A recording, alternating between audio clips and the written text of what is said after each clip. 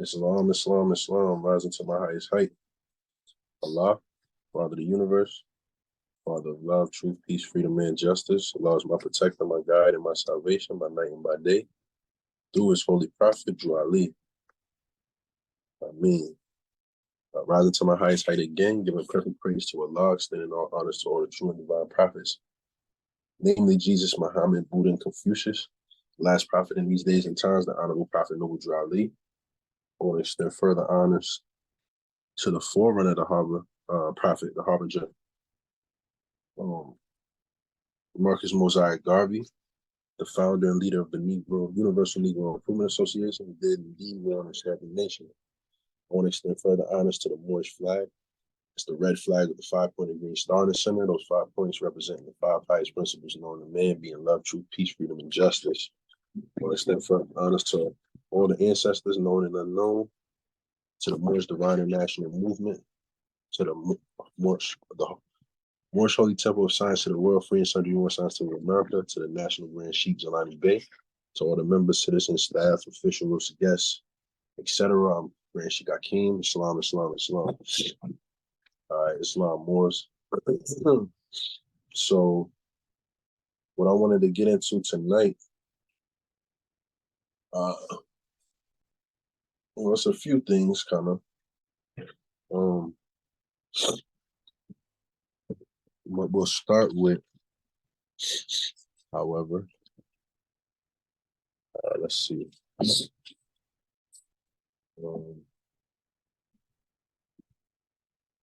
What I wanted to kind of do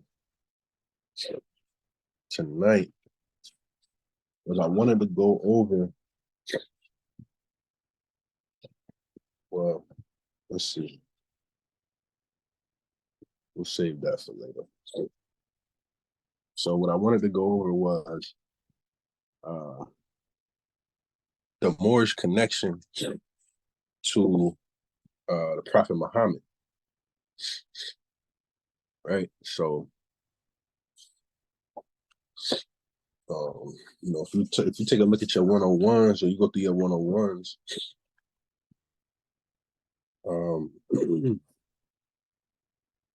Noble Drew Ali said that did Jesus say that he would return to conquer him? He said, yes. What is the name of the person into whom Jesus was first reincarnated? It says Prophet Muhammad, the conqueror, right?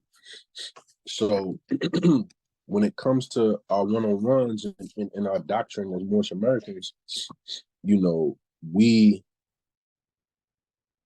also, you know, we deal with the Islamic degree too, right? In chapter 46 of the Moorish Holy Quran, instruction 4 said that it says, then Europe had peace for a long time until Muhammad the first came upon the scene and fulfilled the works of Jesus of Nazareth, right? So we got to understand like the time period, right? Because you have the time from when they killed Jesus, supposedly, up until about 600 AD, right? 620, around that time AD, he's saying Rome had peace, right? And you know, so from Jesus' time until the coming of Muhammad, Rome had peace. So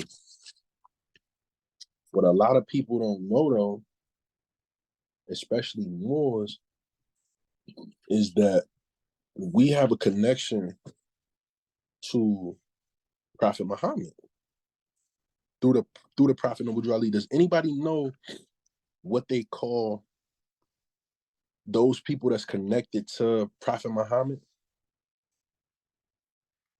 Anybody on the call? Anybody know what they call those people? Like in Islamic terms? Is it the Al-Ubay? Yes, the Ahlul Bayt. Right, they call it the Ahlul Bayt, right? The Ahlul Bayt is spelled AHLAL-BAYT. the Alal Bait. Right? What it means is the people of the house, right? Because y'all gotta understand, you had at the time when Muhammad came on the scene and the Arabs came out of Arabia, there was, and even before that, when Muhammad was putting Islam together during his teaching period, which was for 12 years from 610 to 622 AD, he was teaching in Medina. He was teaching in Mecca and he was teaching in Medina. He was teaching in Mecca, but he got kicked out of Mecca, chased out of Mecca during what was called the Hijra. And when he went on the Hijra, he went to a place called Yathrib. Yathrib is not too far from Mecca. It's a little more north. And the word Yathrib is connected to the word Jethro. Now, Yathrib was inhabited by people that was called, anybody know the name of the people that was in Medina during that time? That was, anybody know what they called them?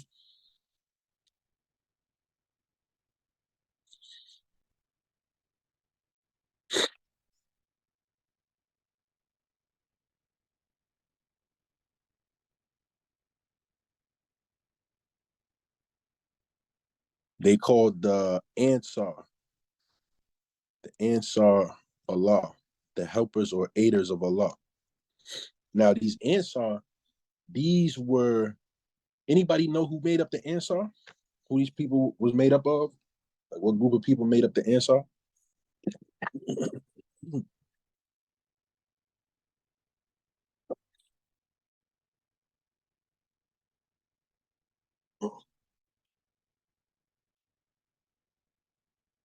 So the Ansar, they were made up of what they call, so one group was called the Aus, and the other group was called the Khazraj. Now these were the remnants of the Jews that was left in Medina during the time of the Prophet Muhammad. These were the people that accepted him and his teachings before the people in Mecca, right? So the people in Mecca, they didn't believe him. So it took him a while to get them to convert. They ended up converting, but they had to go to war, or they had to go to battle first. But the people that converted first and believed in Muhammad first were these people called the Ansar, right? One of the leaders of these people, this Ansar group, was a man by the name of Said, or S-A apostrophe A-D, Ibn Ma'ud, or Ibn Muad, excuse me. Sa'ad Ibn Muad, Muadh. He was a companion of Muhammad. He was the leader of the Aus during that time. When he converted the whole, what's it called, converted, right? The whole tribe converted. But so that's not even the connection that I wanted to make. So what I want to say is these are what they call in the Muslim community the companions of Allah. I mean the companions of Muhammad. Right? These are the companions of Muhammad. Right? The earliest companions of Muhammad, the followers of Muhammad, was Jews. Right? And when you study the Quran, you study this time period, you'll find that these were the people that was educating Muhammad in the ways that his people should go to follow the one God, Allah. So he was getting information and getting taught by these people when it came to information or knowledge concerning the Quran. Because the Quran is nothing but a continuation of the Bible, really. It's a summation of the Bible. The Bible is nothing but it's a genealogical book, right? It's a book of genealogies and the history of a group of people specifically called Israelites, right? You know, the tribe of Judah, really, which is the tribe that we connected to as Moors. right? That's that's a degree too. But the Prophet gave us all of these connections to these different things in our doctrine, our one-on-ones, our Moorish Holy Quran. You can find a connection to all of these things in our doctrine, right? So the Ahlul Bayt, though, is like I said, these are the people of the house being the house of Muhammad. Can anybody tell me what group of people follow the Ahlul Bayt?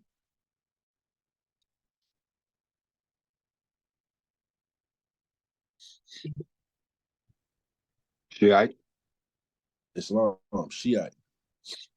So the big difference or the split between the Sunni and the Shiites is succession from Muhammad. So if you don't know, you don't understand the history, you need to really understand the historical time when Muhammad was on the scene and shortly thereafter, and what happened with the movement, right? Because you got to understand, Islam during that time under the Prophet Muhammad was a political thing. Like, let's not get this confused. Like, they organized themselves into basically a state, albeit religious, right? Theocratic state, right? The central power, central form of government was religious authority. They call it they call it Sharia. That's what they law based on. But it's really just it's just the law of the Quran. Sharia is the same thing as law that comes out the Bible. They call it halakha, but it's really same concept. So this was political. Like, Muhammad was a general. You know what I'm saying? Like, most of the early caliphs during that time were all generals.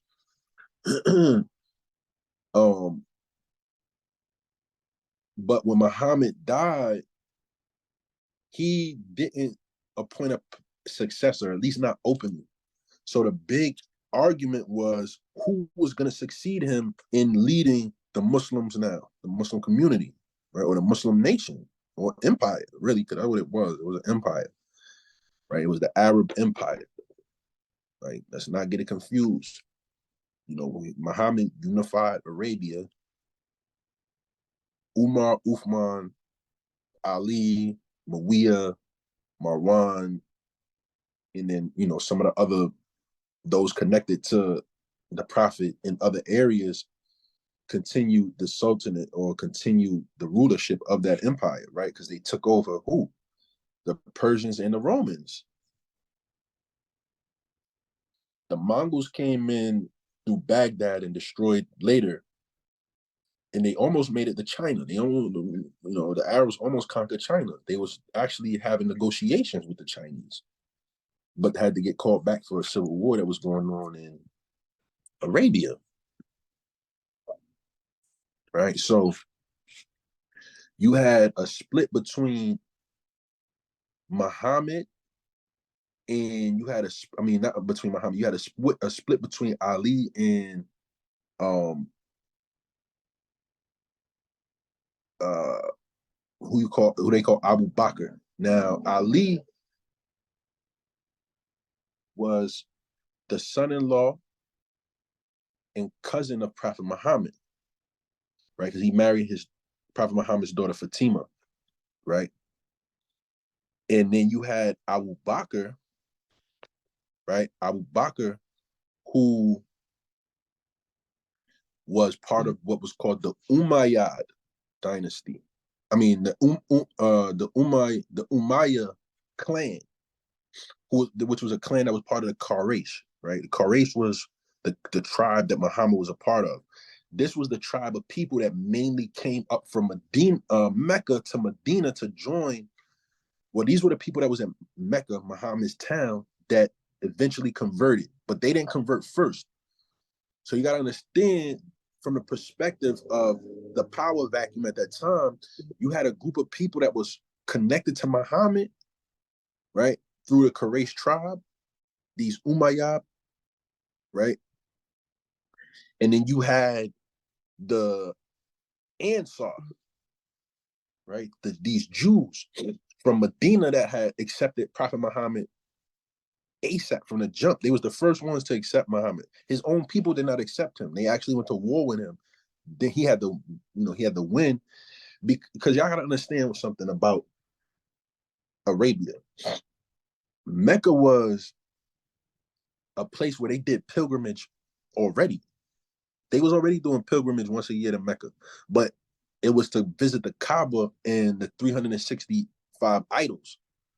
Right? So Mecca they was dealing with idol worship, but they was already having Hajj there. So the Meccans already knew what was up. They didn't want Muhammad coming with what he had, because what they didn't want was him to slow up their money. You got to understand, the Quraysh tribe and a lot of these tribes that was in Mecca were very rich. Some of the first companions of Muhammad that came out of Mecca was connected to wealthy families in Mecca. So of course these Meccans, when Muhammad came, they didn't want him coming with some new stuff, because what he was gonna do? He was gonna drive away all the visitors. What you mean people can't come here and worship their gods? You know how much money they spend here, Muhammad? Yo, you better get up out of here. That's what they was on. This not about necessarily about some, spooky God, and some religious, we just saying, we tower heads that just makes a lot all day because we follow Muhammad. That's not what it was about. This is about money. It's about bread. They didn't want Muhammad stopping that bread. Just like they didn't want Jesus stopping that bread. What you mean you doing away with the law of sacrifice? So you mean to tell me, the priesthood, these are the Pharisees and Sadducees. Oh, so you trying to slow up people from bringing out offerings and sacrifices to us? That's how we eat. You telling people they can't sacrifice no more, so they not gonna bring they sheeps, the Pharisee, they wanted the best of the best. You couldn't bring nothing that was blemish, that had a blemish. It had to be a virgin. They had the top shelf meat of the meat back in them days. That was how the money was made. You telling people that they can go to Allah themselves, not come to us and sacrifice? No. You got to get up out of here. Same thing with Prophet Noble Ali. He talk about the same thing about certain ministers that shear their sheep and point them to a life hereafter, all the while they eating right now.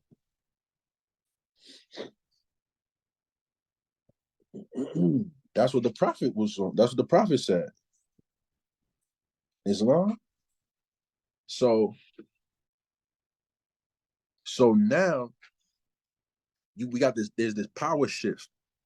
So what happens is they end up selecting Abu Bakr, who is from the tribe of the Umayyah, right? And that begins the line of succession, which they call the Rashidun dynasty or the Rashidun Caliphate, right? The Rashidun Caliphate.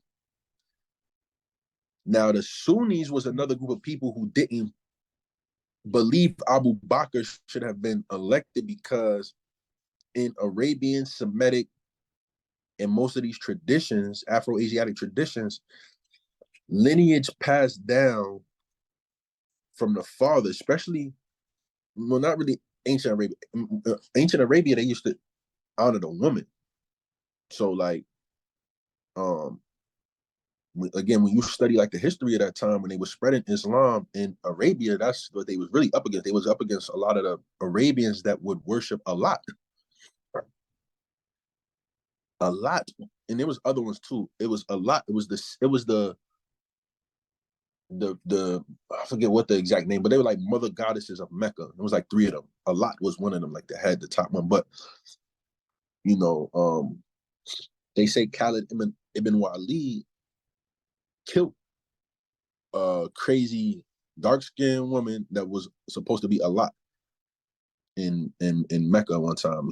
They went to Mecca, or he went to Mecca, something like that. He found her. There was a bunch of them. They And then they killed all of them. They killed as many as they thought they did. And when he went back to report to Muhammad, Muhammad said, you're not done. She's still there. Like, and they talking about, this God that they would worship. It's just the black female or the Afro-Asiatic female of Arabia what they was really worshiping. But he went back, found her, and killed her.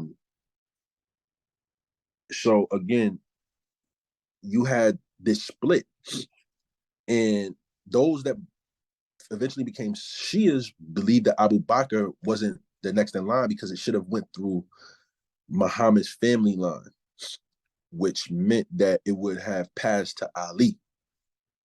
Now keep that in mind because it's no coincidence that our prophet took the name Ali. Because in my opinion, it's a demonstration to the wider Muslim world of who we are. And see, when you understand a connection, you can stand on it with no fear, like no doubt. Because my opinion, a lot of Moors, especially when it comes to the wider Muslim community, a lot of Moors don't know how to stand on our claim to Islam.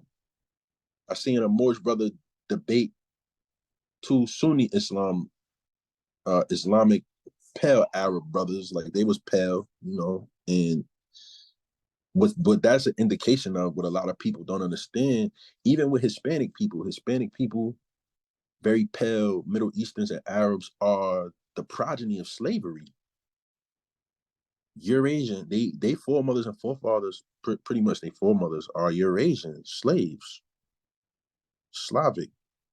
Some of them was from other European countries and stuff like that. But for the most part, if their fathers wasn't part of the soldier class or the Janissaries or Mamluks or Seljuk or this Sakaliba, or they didn't come down that Volga trade route, something like that, their name was offspring of slaves. So the brother, the more he's debating the brothers, and the brothers is, they have concerns about Prophet Noble Drew Ali being a prophet, about what form of Islam we practice, about following the Sunnah and the Hadith, and all these different things. You know what I'm saying? And the Moors kind of like just kind of going along with it to get along. Then the other Moor, I mean the Arab brother, I don't like to even use the word Arab because they're technically not Arab. Like the word Arab really means black, right? Arabs, as a matter of fact, if you were Moorish American on this call, you were Arab. Like the Prophet already told us that all the inhabitants of Africa are descendants of the ancient land of Canaan, which he said was in Mecca.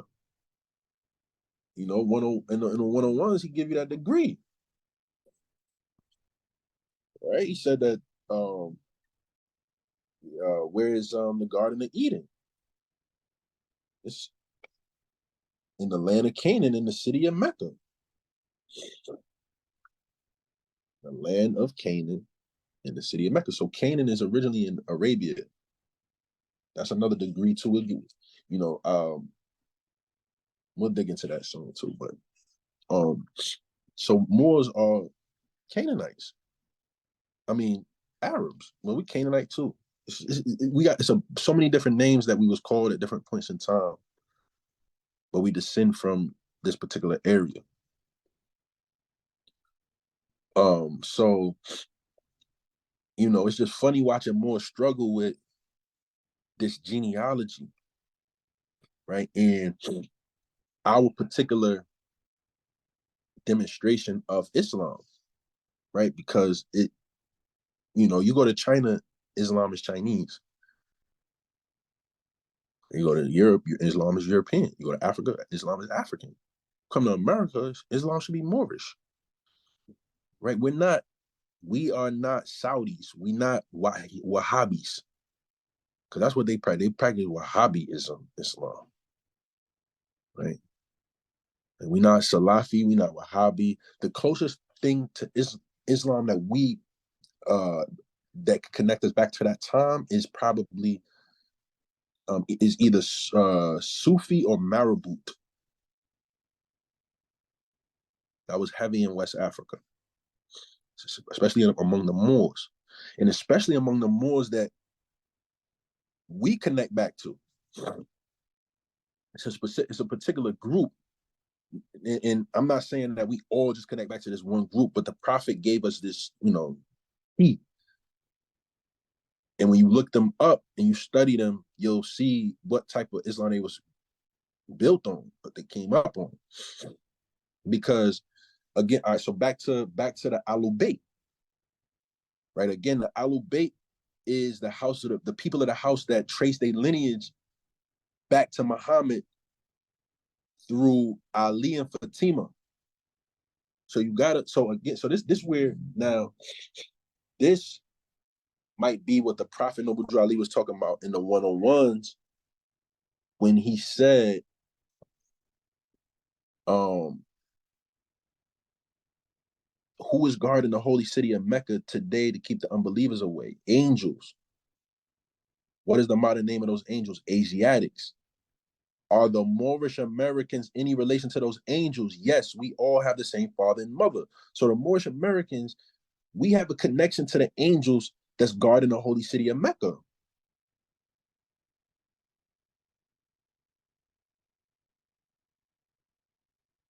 Remember, the holy city of Mecca is the land of Canaan. It's called, now it's not known as Arabia.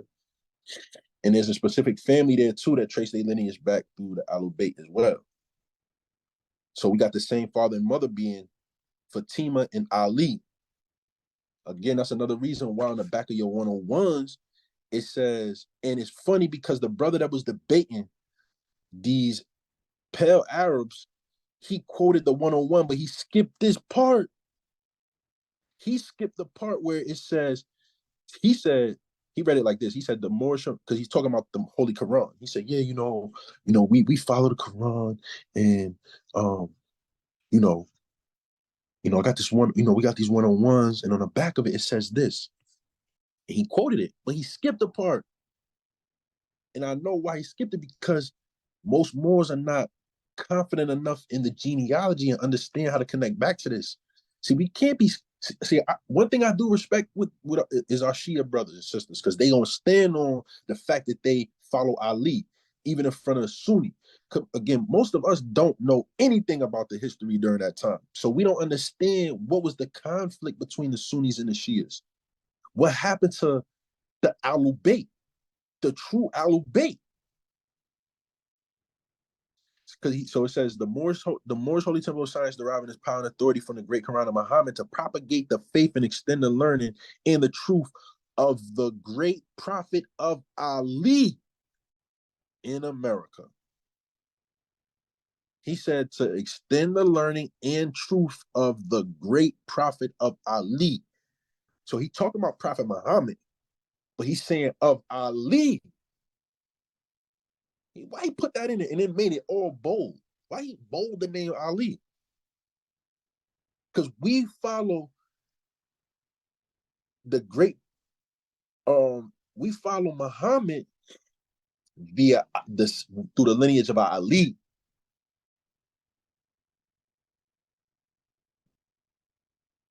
And then he skipped that part where it said of Ali. He read it as to propagate the faith and extend the learning and truth in America. And I said, why you leave out the part of Ali? That's the claim to fame. Everybody in the Muslim community, whether you Sunni or Shia, respect the Ahlul Bayt. In the Sunni hadiths and the Shia hadiths, they mention Hassan, Hussein, and Ali. Even Sunnis, they might not respect Shias that follow Ali as the rightful caliph.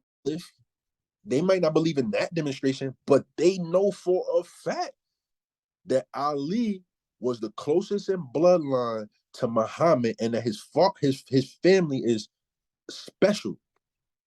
They consider nobility. Why you think we call ourselves noble? You got to link back to some type of nobility as a Moor. We just calling ourselves noble because we the people in the land. Don't become Muhammad, Jesus, David, Solomon, Abraham. We can trace our lineage all the way back to Adam. The word Canaanite, the root word of Canaanite is Cain. Why? Because we the children of Cain. He was the only one. Well, he wasn't the only one. They had children. They had daughters and sons after Cain, but Cain was the eldest.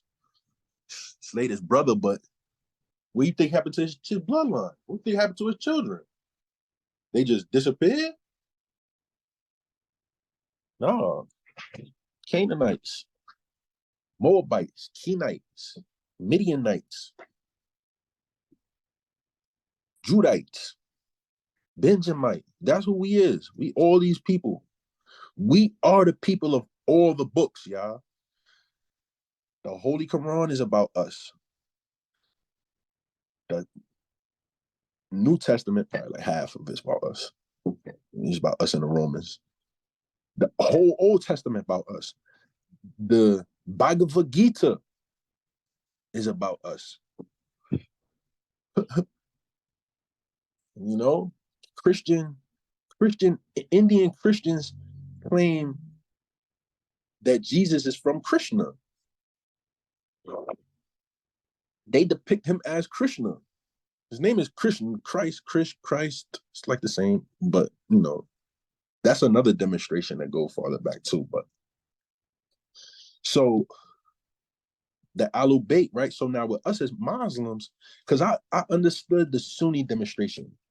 You know, the Abu Bakr, Umar ibn Umar ibn Khattab, Uthman, you know, then you got Ali and then, you know, the rest, right? Because after Umar passed, so again, you got Abu Bakr, you got Umar, Uthman. All of them, I believe, was part of the Umayyah. But when they was dying off and the next leader would come into power, they was following the what we would say kind of democratic process, right? Because they would elect a new leader, right? Because that's how it was supposed to be. It was supposed to. It wasn't supposed to be like dynasties or how you say it um uh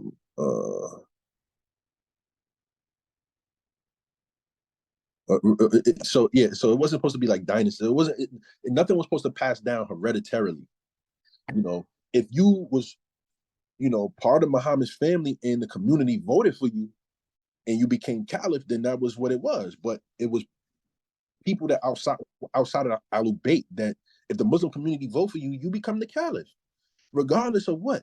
But what you'll find out is that during that time there was a lot of political posturing going on between the clans under Muhammad and Muhammad family. You know, the Ahlul Bayt that traced their lineage through Ali and Fatima had to go into hiding because the Sunnis wanted to keep an eye on them, make sure they wasn't rallying the troops. Because you know what I understand, one thing that the Ahlul Bayt could always fall on when it comes to the Muslims out there in the Muslim community is their connection to Muhammad, right? They enjoyed a lot. So you'll find out too, you know, in different, you know, whether it was in Iraq, Iran, Syria, Damascus, Israel, North Africa, Spain, any, you know, Morocco, wherever the Ahlul Bayt was, they enjoyed like privileges, stuff like that. So as Moors, we have a connection to Prophet Muhammad through Ali and Fatima. So again, with the split, you had those that was vying for position that was part of the Quraysh. So when Uthman got in power, he started taking people out of different positions and putting people in his more direct clan, the Umayyad. This is where you have the Umayyad dynasty, because you have the Rashidun Caliphate, which was was Abu Bakr, Umar, Uthman, and Ali. Ali was recognized as the fourth caliph and the first imam in Shia. The second imam was Hassan, his son, and the third was his other son, Hussein. And then the Shias, they call them twelvers. So it's 12 imams, 12 primary imams, and then the Mahdi. The Mahdi is supposed to be in hiding right now, according to Shia tradition. The Mahdi is in hiding. And according to Shia tradition, the Mahdi is going to come from the line of Muhammad. Now, I'm going to tell you this too. One of the rulers in Morocco was actually quoted stating that the Mahdi, it would be two Mahdis. One would come from Morocco over there, and he predicted that there would be a Mahdi that come out of America over here. Y'all following me? Slum? This heavy, because once you understand this, Islamism, this heavy, once you really understand this, these Muslims can't deal with you more.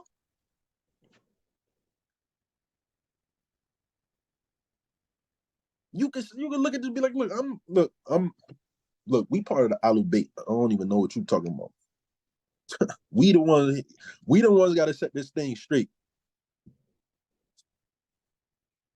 Y'all gotta understand, America was a hideout for those in the chosen class that knew, especially from over there in the East, those that knew how to get to America.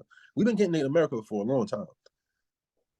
And again, we the true Arabians that came out of Arabia and populated North America. We them Canaanite Moabites that did that.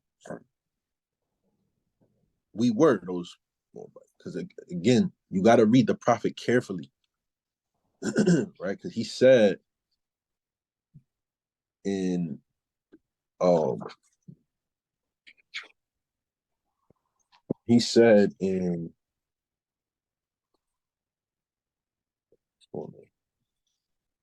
chapter 45 that the Moorish, he said the Moorish who were ancient Moabites.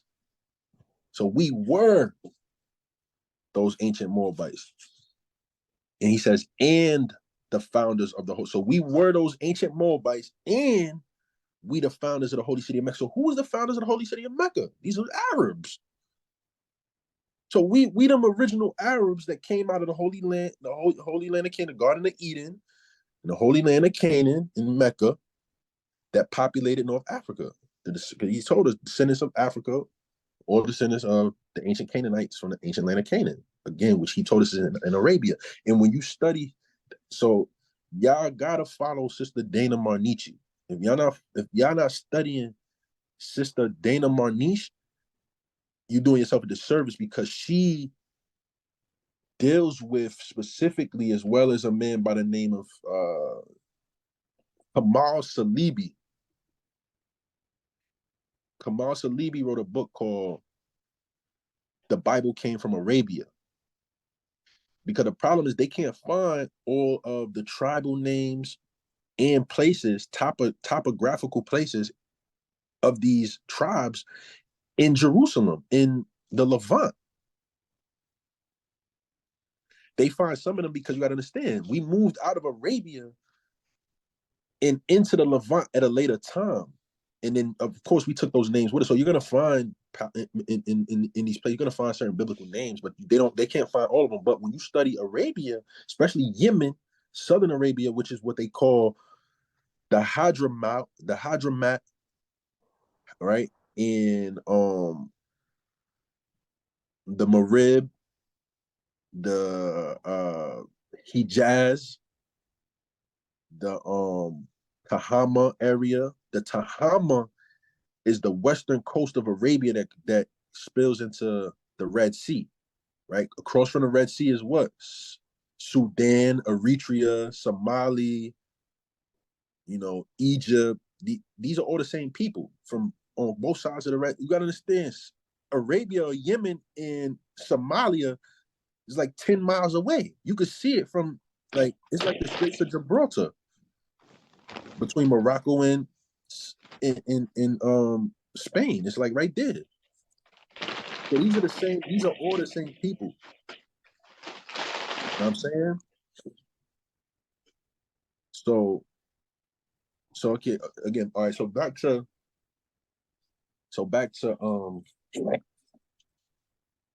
the Alu Bait, right? So all right, so again, we got the conflict now, right? We understand that it was between the House of Ali, those that follow Ali, and then those that was following the Quraysh tribes, right? So on the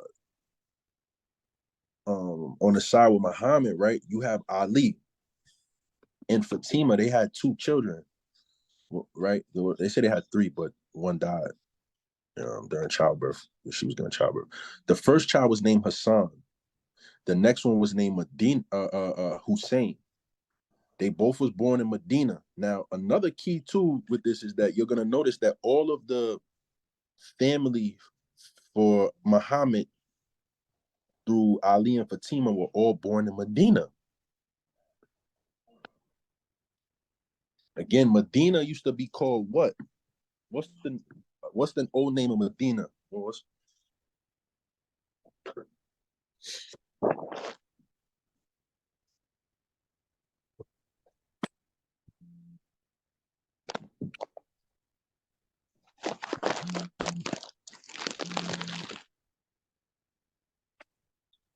Islam? What's the old name of Medina? All right, let's look it up. Arabia. Nah.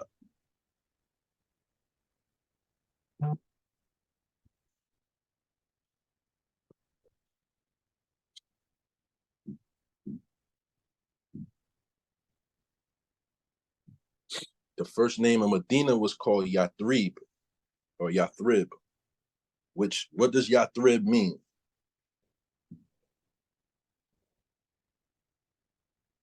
Remember the Ya, huh? Morocco. Nah. Remember the Ya in Arabic is substitute like J. Yathrib, Jethro. Yathrib is named Islam. Yeah, Yathrib is named after Jethro, the Midianite, Kenite, Canaanite man that married his daughter Zipporah, Zippor to Moses. I'm a Musakia. Hama Sama, something like that, water from heaven. Right? So Yathrib is connected to Canaanite Moabite people that were originally Hebrews. Medina was inhabited by, remember, the Aus and the Khazraj. These were the Ansar. These were the people from the tribe of Azd and the Jokhtanites. All Arabs trace themselves back to Joktan, the son of Eber, and Peleg, brother of Peleg, during the time of the dividing of the people. This is the lineage of Shem.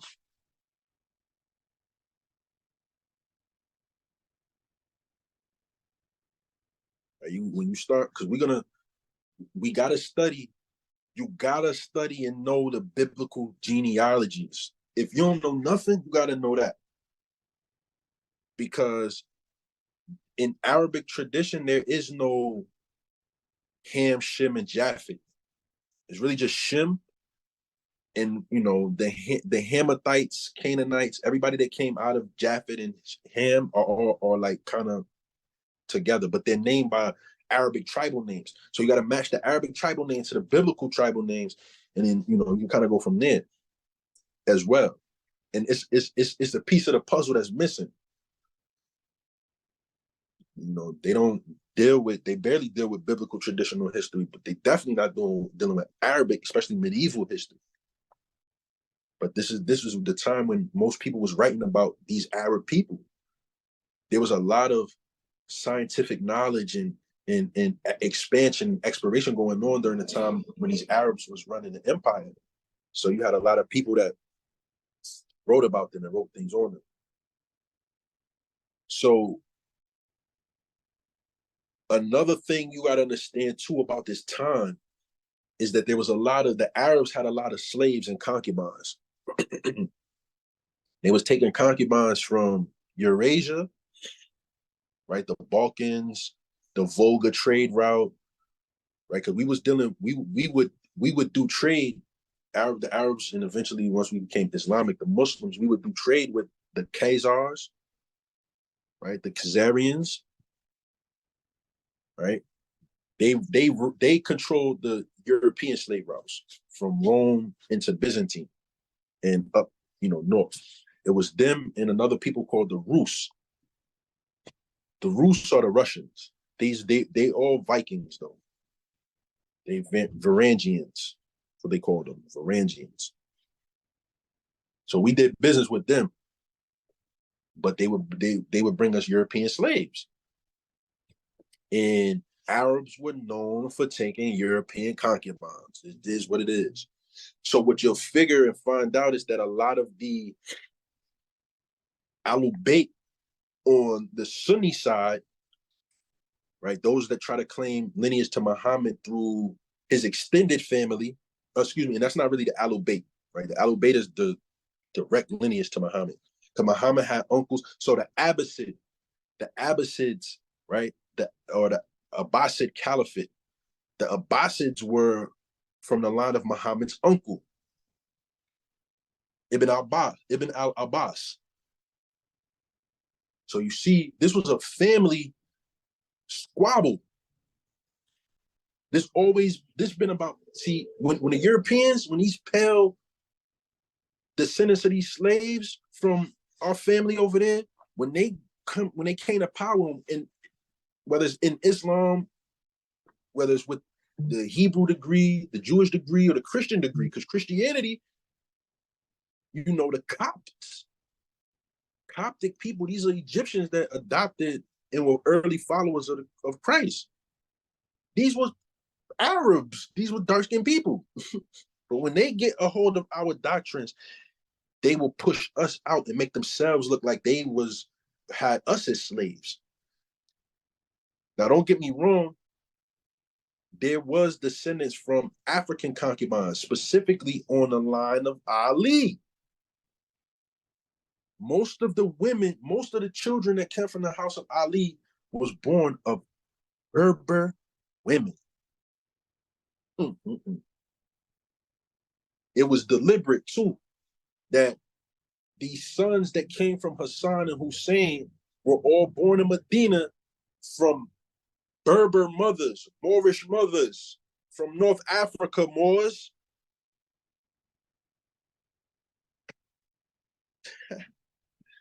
They was keeping the bloodline of the Ahlul Bayt as dark as possible.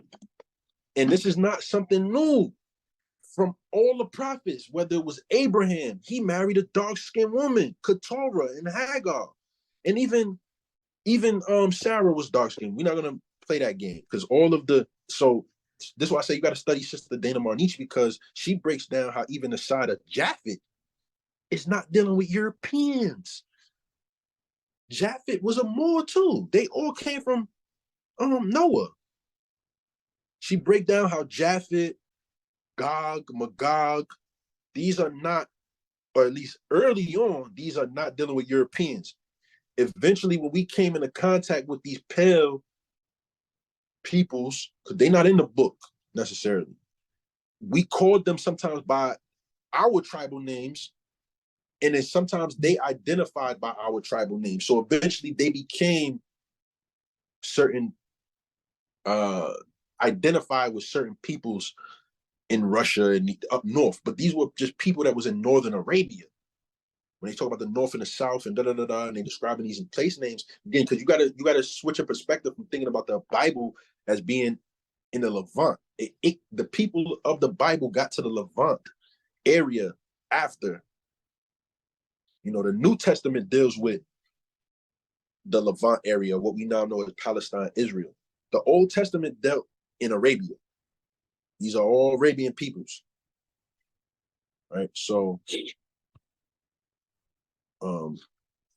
back to the Ahlul Bayt, right?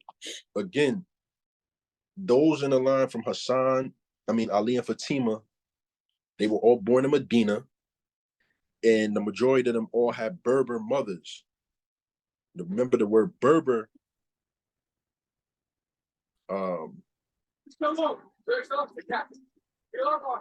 The word Berber is connected to the word barber or Barbary, right? And Berber people are described as Moors and black, dark skin. You know, they try to associate Berbers with the Amazigh now, and if you kind of look them up, a lot of them are very pale. But these again are the progeny of the slave caste.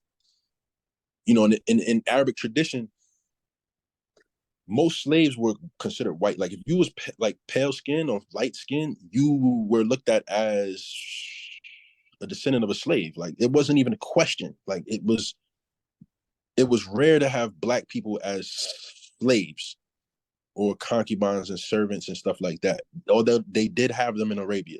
Though I'm not saying that, you know, Saharan, Maghribi, and sub-Saharan Africans were not in the slave trade, was not slave trade. It was not part of the Arab slave, because they was. But it was it was all family. When they say the Arab slave trade, you're talking about Afro-Asiatic people that was slave traded other Afro-Asiatic peoples. But Europeans was there too. And in my opinion, it was more Europeans, because the European servitude of slavery went on for a way longer time than it had with Afro-Asiatic people. You know, we was enslaving each other because we would go to war, and of course, that was part of our tradition sometimes. Like if you lost, you could get ransomed and stuff. But again,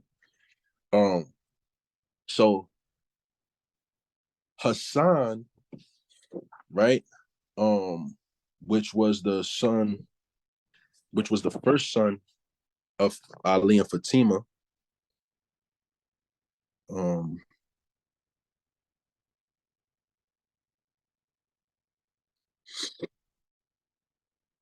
He was born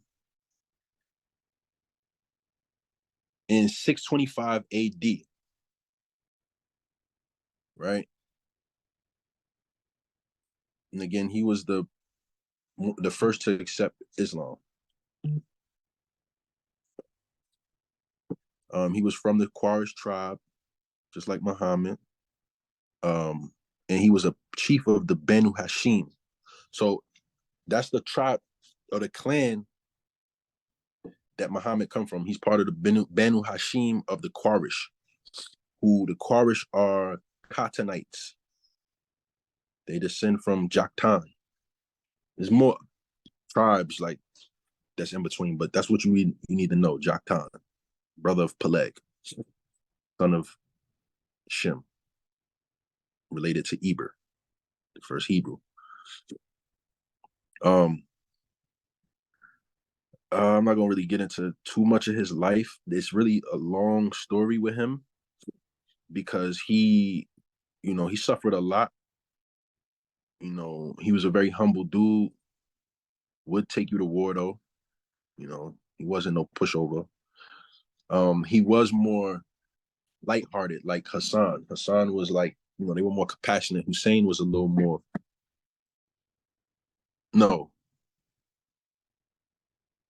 Hassan was like Muhammad, a little more compassionate. Hussein was like Ali, a little more aggressive. Ali was murdered in 619 AD. he was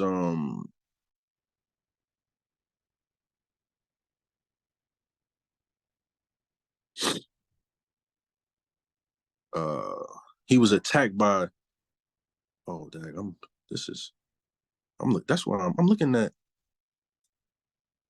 Abu Abu Talib Mutalib. I'm looking at Muhammad's grandfather. I'm at the all right, hold on, y'all.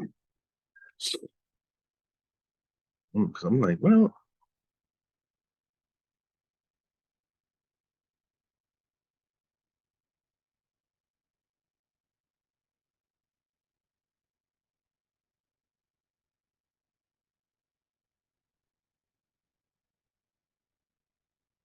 okay. All right. Because I'm looking at his death. I'm like, hold up. Muhammad was alive when he died. I'm like, nah, Muhammad wasn't alive when he died. All right. So again, he was assassinated during morning prayer at the great mosque in Kufa. Right. Kufa is in Iran. I mean, Iraq. It became Baghdad. I believe it became the city of Baghdad, which was the Islamic city of learning that the Mongols ended up sacking. That was probably the second time one of the greatest libraries in history was destroyed after the Great Library of Alexandria, which again was started by our ancestors. But yeah, he was assassinated during prayer. He was succeeded by Hassan, right? His son, his eldest son, right? Again, Hassan was born in Medina in 625, along with his brother Hussein, who was born a year after in Medina by Fatima. He was alive during the Muawiyah Caliphate on the Sunni side. He too was assassinated. Oh, and so another recurring theme that you're going to notice is that most of the descendants of Ali and Fatima were all assassinated. It was either poisoned or they was killed. Like no cap. Like it's really crazy when you think about it. Like this is why, like with us as Moors, when you understand with this history, we have to be really, really, really, especially once you were Moor and you really come into the knowledge of who you really are in relation to this whole thing. We have to and this just for me from studying history, we have to protect ourselves against people wanting to get rid of us. Notice that all of the prophets end up dying at the hands of their own people. This is a recurring thing. Y'all do understand that. I hope y'all do understand that. That's why taking up this mantle is not something light. They don't, it's cool as long as we don't really, as long as we still don't or can't necessarily figure it out. Because you got a lot of Moors that they just Moors because somebody told it, they saw somebody online with a fez that looked cool, sounded cool, and they want to be a Moor now. But this is more responsibility than that. Because you got to understand who you are as a Moor in relation to the present world and historical. We talking about a vast inheritance because we talking about being able to go back all the way to the first man, Adam. Right. So after Hassan, he was succeeded by his brother Hussein, who himself was assassinated too.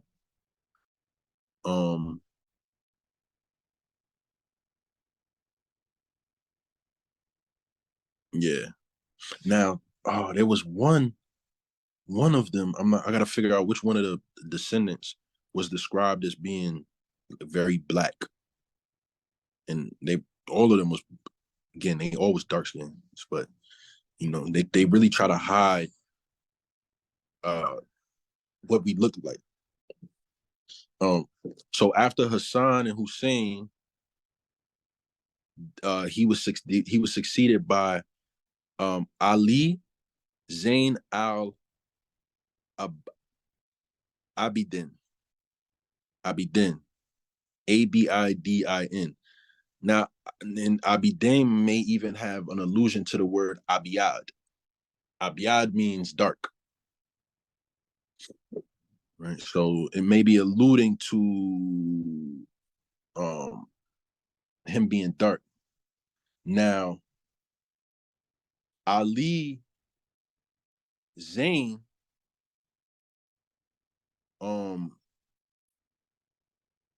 his mother, her name was Bara, Barra, and she was a free slave from Pakistan. Some say that she was Persian, which would have meant that she was probably of Eurasian descent. Even if she was from Pakistan, she may have been of Eurasian descent too. Because during that time, by that time, Pakistan had been populated by Eurasians, and Eurasians was probably bought in as slaves, and those Moors out there was probably doing what Moors was doing in Arabia, lightening up the bloodline. So she may have been, but I don't believe she was. I believe she was a dark-skinned Persian, or dark-skinned Pakistani. She was from Sind, Sind or Sindh. Because again, one of the things you'll notice is that like I said, a lot of the mothers of this bloodline was from the Maghreb. They were Berber women. In that time, Berbers were known as black. It wasn't until the European powers really started getting their thing together, and some of the European descendants that were in the Maghrebi area, the Arabian area, came to power, because you had different caliphates that were run by or ruled by the slave soldier population, right? You had the Janissaries, you had the Seljuk dynasty in Egypt, you had the Ottomans, the Ottoman Turks, where Ottoman Turks were Europeans now, or they were majority, like, mostly Eurasian people. But the original rulers in Turkey, in Istanbul, were Arabs, which was a small population. It wasn't really a large population, but the Ottoman Turks was more European than anything. But they came to power in our empire at times too, because again, but just because we had them as slaves, and then they came up. Some of the mixed descendants came up too. So that's how that happened. Now, after Ali Zain al Abidin, there was Muhammad al Bakir, right? He was born in Medina in 676 AD, and his mother name was Fatima Abdullah, and she was the daughter of Hassan. So he married his cousin. Notice she was named after her grandmother, Fatima. In Arab culture, that's normally, you'll see repeated names, because what they would do is they would name the child after the father and the grandfather. So you would be Ibn, whatever your father's name, Ibn your grandfather's name. And they normally would put the grandfather name, and it'd be the second. So you'll find Marwan the first, Marwan the second, Marwan the third. But these were the grandfather, the grandson, and then the great-great-grandson. And then in between, you'll find like Muawiyah the first, then you'll find the Muawiyah the second, and this would be not the grandfather, but it'll be the father, like, that type of thing. And then with the women, it worked the same way, but with a woman's name. Sometimes they would take the father name too, but it would be Bint, whatever the father's name, and then the mother name before, or the matriarchal name before. Sometimes. So I'm not sure if or how al-Bakir was killed. Oh, I'm on the wrong thing. Hold on, give me 1 second.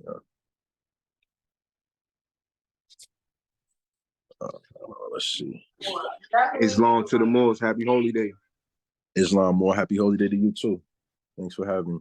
Thanks for coming on. Now again, remember, Moors, these, and now I'm going through the line of the Shias or the Imams within the Shia degree. And these Imams who are descendants from Ali and Fatima were around during the same times of the rulers of the caliphates. You got to understand, it was like two jurisdictions at the same time. You had the Sunni side and the Shia side, right? And you got to look at it like the Sunni side was really the administrative, political people. They was connected to the Muhammad's extended family. Most of them descend from that. You know, Muhammad's uncles, his aunts, they all trace their lineages back to people that was extended family of Muhammad. The Shia side really deals with the lineage directly with Muhammad, the Ahlul Bayt, right? The house, the people of the house. And so these Ahlul Bayt was being born at the same time on the Shia side as these caliphs was coming into power on the Sunni side, right? And again, it was being born in Medina, but most of the administration was being ran out of Mecca. It moved to Damascus, headquarters moved to Damascus, headquarters moved to Baghdad, headquarters moved to Egypt, you know, and then after that, it kind of just broke into different factions of people trying to claim caliph, the true caliphate. And then it was just different sultans and stuff like that. That's why, like, you know, right now as Moors, why we be worried about what demonstration we on is ridiculous, because it's like we just need to develop our own demonstration again, like our ancestors did. We don't gotta be no we was at war with the Sunnis, and then we had other Moorish, even those from the Ahlul Bayt that followed Sunni Islam. You had people from the house, from the people of the house, from Ali and Fatima, that was Sunnis too. And it wasn't just Shias. You had some that was Sufis. You had some that was Marabouts. Who gonna tell you? Like, we gotta get going. But you gotta really understand your bloodline first. This what happened when you got religion without nationality. You got religion without nationality and knowing your pedigree, you're gonna become somebody else. You're gonna start practicing their customs. Because there's a lot of customs tied to Islam that these pale Arabs get confused. You know, this is why in the group chat I put, what's the 5 pillars of Islam? Because that's all that matter. Like, how you gonna tell me I ain't a Muslim when we follow the 5 pillars? Faith, we believe in one God. We pray. You should be praying every day, Moors, whether you ain't got to do no rakats and, you know, you ain't got to do all that. That's their demonstration. That's part of their hadith. You know, part of the reason why I believe the Prophet gave us the demonstration to stand while we pray, which is there's a provision for that in the Quran. The provision is if you're at war, or if you're sick, or you're traveling. You don't have to necessarily stand and do everything. It's it's about standing, because the Quran don't break down 5 times and you got to bend down and you got to cross your arms and you got to prostrate and then you got to get on you got to kneel and you got to stand up. The Quran don't say all that. Our ancestors didn't pray like that, you know. And there's nothing wrong with praying like that, because as far as Arabs, remember, we still talking about so-called black people. It's just that the Arabs of that time had a demonstration that was very strict because they was very unruly people. They stole from each other as part of their own culture. You know, they're raiders. You know, they were known for getting over on people as far as weights and measures. They practice infanticide. Some of them, the clans would kill their own children and stuff like that. So they was given certain instructions because that's how they was. We not on that. You know, it's not we the same, but it was a different administration because a different time and different geopolitical whatevers. You know, it's just different. So we don't gotta do all that. But you should be praying every day, even if you're just gonna, you know, stand up and do the Moorish American prayer. So that take you 2 seconds. Get back to what you was doing. Say, or you know, if you around people, you know, go wash your hands. And like me, I pray as many times as I can remember. And some days I slip up. But when I remind myself, I pray. I go wash my hands 7 times, and I rinse my mouth out 7 times, and I come back and I do my Moorish American prayer. I have a way that I do it 7 times, and then I'm done. That's how I get down. You should have your own way of doing things, but you should be praying. Right? Alms, meaning you need to. If you're a member, you should be paying dues, and that's another thing that we really got to get more on top of is making sure that members are paying their dues every month and contributing to the emergency funds, uplifting funds. We gotta implement some of this stuff because you know without a treasury we nothing. Prophet already said that. You know what I'm saying? We're not a nation without a treasury. You know, we got to start practicing that. Even charity, you should be giving some sort of charity, whether it's your time or money. You see somebody on the street that you know they're not doing too good, don't envy, don't pity, you know, don't look at them bad. You know, you should feel some pity for them. Something happened to them where it ended them in that situation. They might take your money, go buy some drugs or whatever it might, whatever they do with it is not your judgment. Your intention should be to give charity to that person because as a Muslim, that's your duty. That's one of the things you commanded to do. When you see a needy person, you're supposed to help.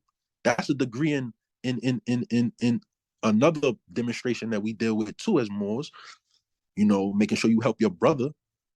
And if there's Moors that's interested, because we see over here, Moors Holy, we don't play those games with, you know, division and stuff like that, right? Like, so, you know, we'll get into that at a later time though. But you know, you supposed to give charity. You should fast. Ramadan is coming up soon. We all should be partaking in Ramadan. You know, or if you're not gonna do Ramadan, at least fast once a week, so that when Ramadan come up, you've already got your days in. You know what I'm saying? You need 30 days in. You practice once a week. That's 4 days a month. That's 40 days. You know, you don't even got to do all 12.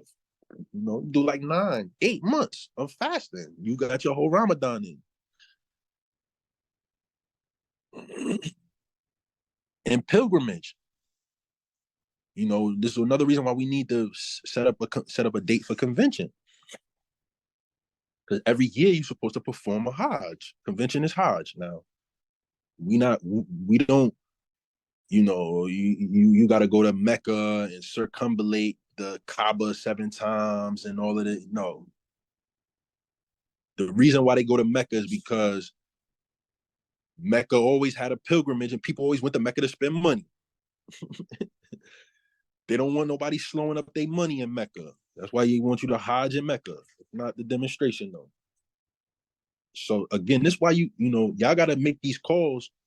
Get on these calls and take notes too. Cause what I be giving y'all don't understand, man. Is gonna equip you to be able to stand on this demonstration with any and everybody. And you're gonna find out that people that you thought are experts in this degree in this field of Islam gonna come to you.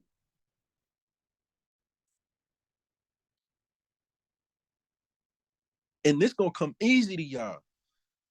You don't gotta learn Arabic. Learn the rudimentaries of Arabic. How does the Arabic language flow and work? Y'all, we all had Spanish class. We all know how the Spanish language, you know, they got male, female, poles, masculine, feminine, da. You know what I mean? So that when you do get the references for Arabic stuff, you know what you're dealing with. Right? So now, all right. So after, and I'm hoping y'all like writing some of this stuff down, taking notes, because what you need to do is y'all need to study these people in this lineage and all of that on your own. So so you can get a little more detail about who these Moors were, the descendants of the Ahlul Bayt, who again, we as Moors are directly descended from. I ain't even get I'm not even a quarter into my demonstration. Because this thing is so vast, this knowledge is so vast. Right? So after al-Bakir, he was succeeded by Jafar al-Sadiq. Again, I'm trying to remember. Let me see if I could find the image, because I took an image of it. Who was described as being too dark? Because what they was trying to, it was al-Jawad. Okay, it was Muhammad al-Jawad. All right, that's he's a little bit further down. Muhammad al-Jawad. Yeah, okay, there it is. All right, so I didn't get to him yet. All right, so Jafar Sadiq was born in 702 AD. Now we're getting close to the time of the invasion of Spain. Because y'all gotta understand, it was serious for the Ahlul Bayt during that time. So we had to, and another thing, these people that I'm naming off, they had to keep underground networks. Some of them couldn't preach during certain caliphates, because you gotta understand, the caliphate, they was trying to suppress the Ahlul Bayt. They didn't want the Ahlul Bayt gaining power, influence, prestige, because again, the Ahlul Bayt had the claim. This is why the prophet would say certain stuff like the Turks are the true guardians, the Islamic creed. The prophet mentioned certain things, but they had to go into hiding with their demonstrations. So they had I forget the name of the network, but it was an underground network of agents that they would be able to collect alms, donations, and stuff like that. Again, all of this was done underground during this time. That's why it's real important y'all study this part of history, man. We be on Instagram watching whatever. We know we'll be on Instagram. We be watching, but you gotta, in another demonstration, we're taught to divide our time evenly. We taught specifically how to do that in relation to certain tools. You know what I'm saying? You brothers, that's on this call, that's not part of what I'm talking about, I definitely suggest y'all, get with it. It's a very, very, very, very, very important degree as a Moor. I'm talking about Freemasonry, if y'all don't know. It's a lot of controversy behind Freemasonry, especially with the Moors. And you got Moors that call themselves the master Moorish Masons or Moorish master Masons, and but how you a master of something you never even dealt with it? That's like saying you a 8th degree black belt and you never even had a fight. You never even stepped in the dojo. How you a master? And you'll find out a lot of other things too. But so again, Jafar was born almost around the time again when they were about to invade Spain. Now he too was born in Medina. His mother's name was Farwa, and she was the great granddaughter of Abu Bakr. Can anybody tell me who is Abu Bakr?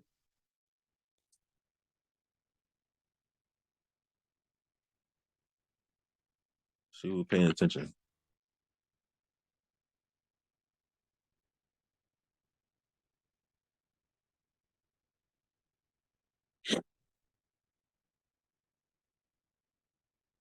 Hello? Wasn't he the second Khalifa? Islam. You close. He was the first. The first, right. Right. It's Islam. Well, thank you. Abu Bakr was the first caliph after Muhammad. He was a companion of Muhammad. So his daughter marries one of Muhammad's grandchildren, Jafar al-Sadiq. All right. So you see the politics at play right now.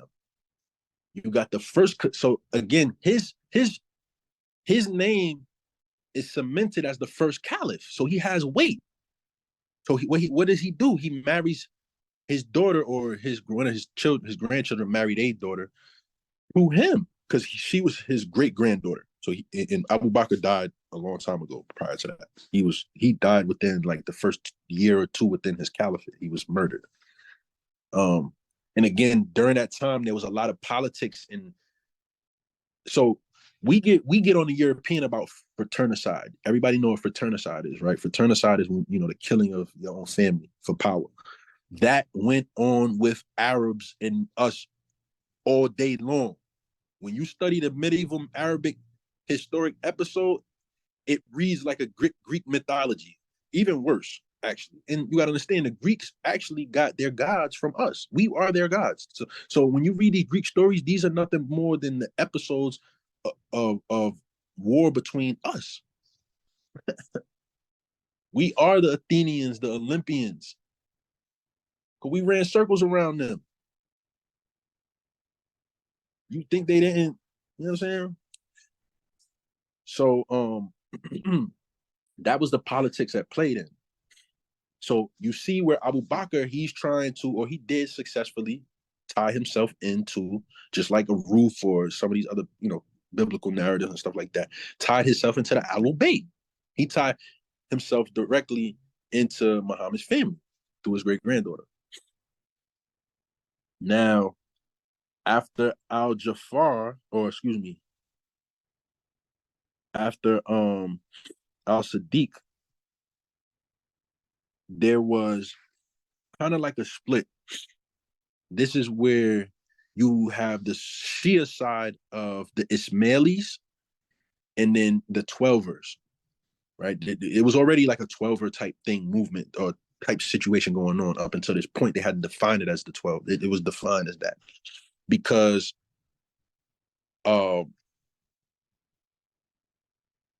Jafar had multiple children, or it might have been his father. It's hard to keep up. Like, I'm not even gonna lie. I think his father had a few sons, and then he ended up being chosen because somebody died or something like that. Something crazy. But he was succeeded by his son named Musa al-Kazim, right? Musa al-Kazim in 745 AD. So now you have, remember, this is the time frame between, so 702 when Jafar was born and 745 when Musa was born is the time when the Moors on that side, or the Moors in North Africa, the Arabs in North Africa invaded Spain. And we're going to get into that bloodline too, because there's a bloodline connection to Hassan. So as Moors, because right now I'm dealing with the bloodline of Hussein. Okay?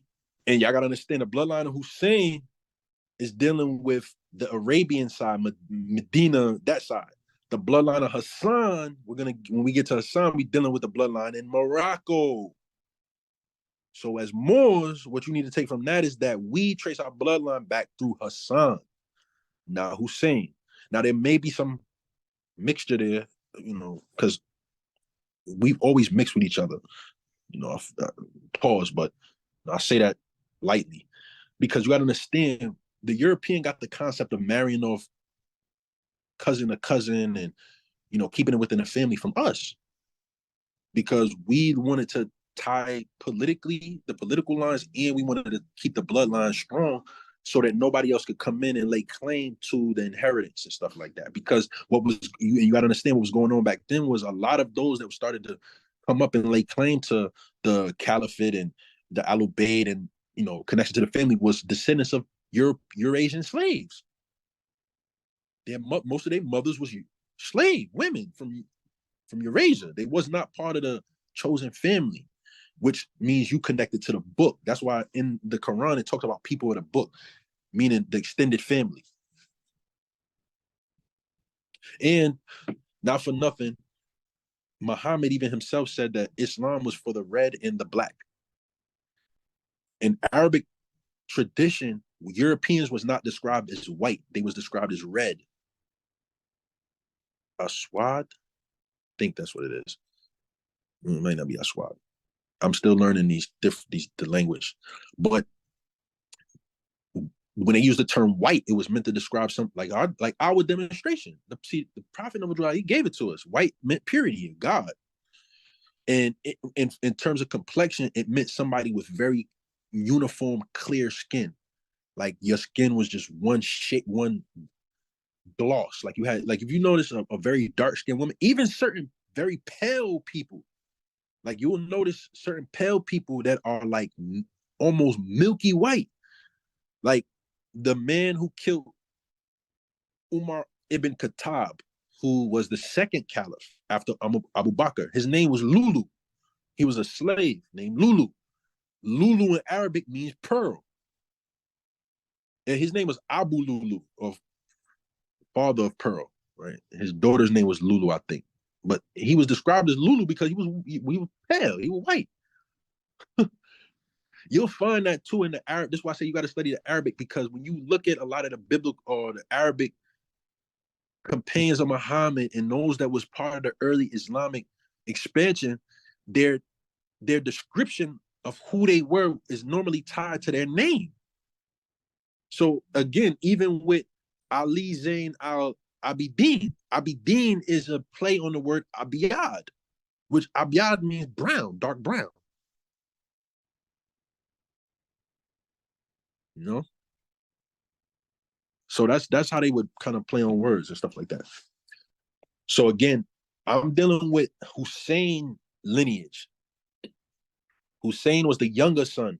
And this is another thing that give us a little more credence as Moors when it comes to this Ahlul Bayt thing, is because we decide from Hassan, who was the eldest. Islam. And the reason I said, Muhammad said that Islam was for the red and the black, or the dark and the, Europeans, is because Islam is for both of them. It's for everybody. But they not going to put the noble family in the basement, though.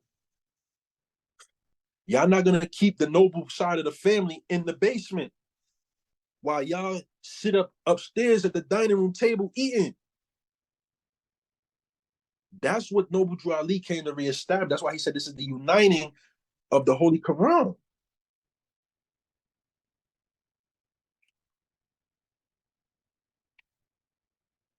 This is the uniting of the Holy Quran for the teaching and instruction of all Moorish Americans, etc. See, our Quran, the word Quran just means recital, because that was another problem with the Pale Arabs when they was debating the Moor. It was like, oh, why y'all have a Quran? Y'all call it a Quran. Because the word Quran means recite or book, or Kitab means book. Quran means to recite. But the root for Quran and Kitab is kind of the same. So it's connected to table. You sit down and you read. Quran simply means recite. It's our recital. So if you're gonna get hung up on the word, then that's on you, buddy. Like, that's how we gotta stand on that. Like, we're not saying that our Quran replaced the Holy Quran of Mecca. We clearly derive our power and authority from the Holy Quran of Mecca.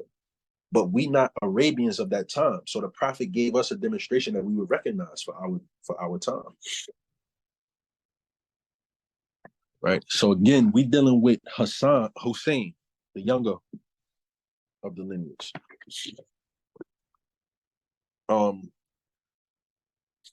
So, and Sadiq, okay, I did with, all right, so now we on Musa. So Musa, born in 745 in Medina, or near Medina. His mother's name was Hamida Khatun, and she was a Berber slave girl.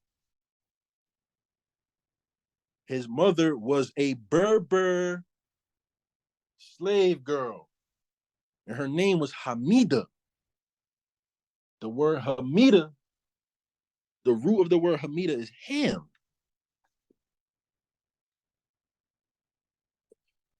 meaning she was probably very dark, or she probably descended from a Berber tribe that was of one of the Canaanites. You know what I'm saying? Remember, the Canaanites was the first inhabitants, or the Canaanite people, Canaanite-ish people, was the first inhabitants of North Africa. Eventually, we'll get into some of that demonstration too. We'll deal with the Berbers and who the Berbers were in relation to ancient historians like Strabo, Herodotus, Pliny, Placibius, because they deal with. See, this is what the prophet said, right? In the in your Moorish literature, when he was describing the Negro problem, or what should we call him?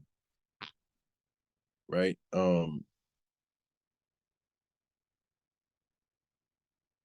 Was it that one?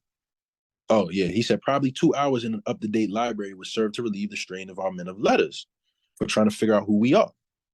Because it really, that's all it takes. You get like, and you don't need no library now. Just go online. Like, Wikipedia is a very wonderful start point, because one thing about Wikipedia, people can talk about Wikipedia if they want, but Wikipedia will give you references at the bottom and give you source material. And a lot of times you can Google that source material and find, sometimes they have the links already there to the, access to these older publications. Sometimes you have to pay for them.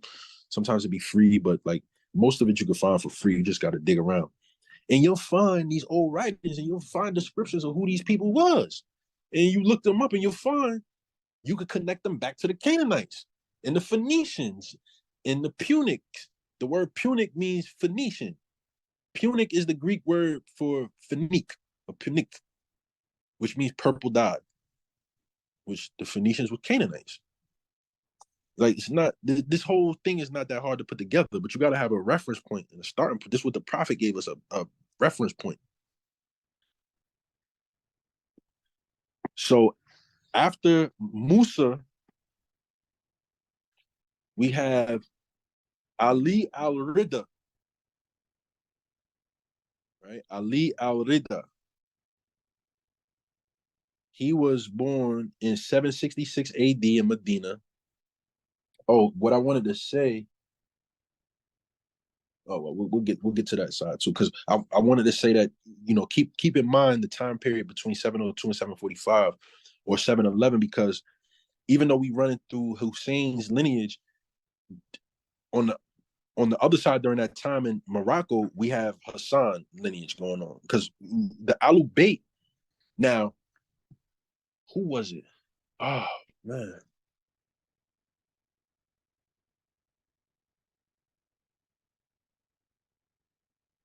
I forget if it was Hussein or Hassan. But one of them, when they went to war and it was a certain battle, he was chopped into pieces. Like, they cut his head off. They did us, like, we did each other really brutal, y'all. Like, I'm not even gonna lie. Like, it was crazy how we was doing each other, bringing each other's heads to the caliph and stuff like that. But some of us, Hassan lineage, part of that family, because it was three sons that, because I'm getting confused. It's like a lot of battles and stuff. There's the Battle of Three Kings, where everybody died, but that was later. And that ended one of the Hassanid dynasties, I think. Anyways, I'm losing my train of thought. So Al-Rida, he was born in Medina.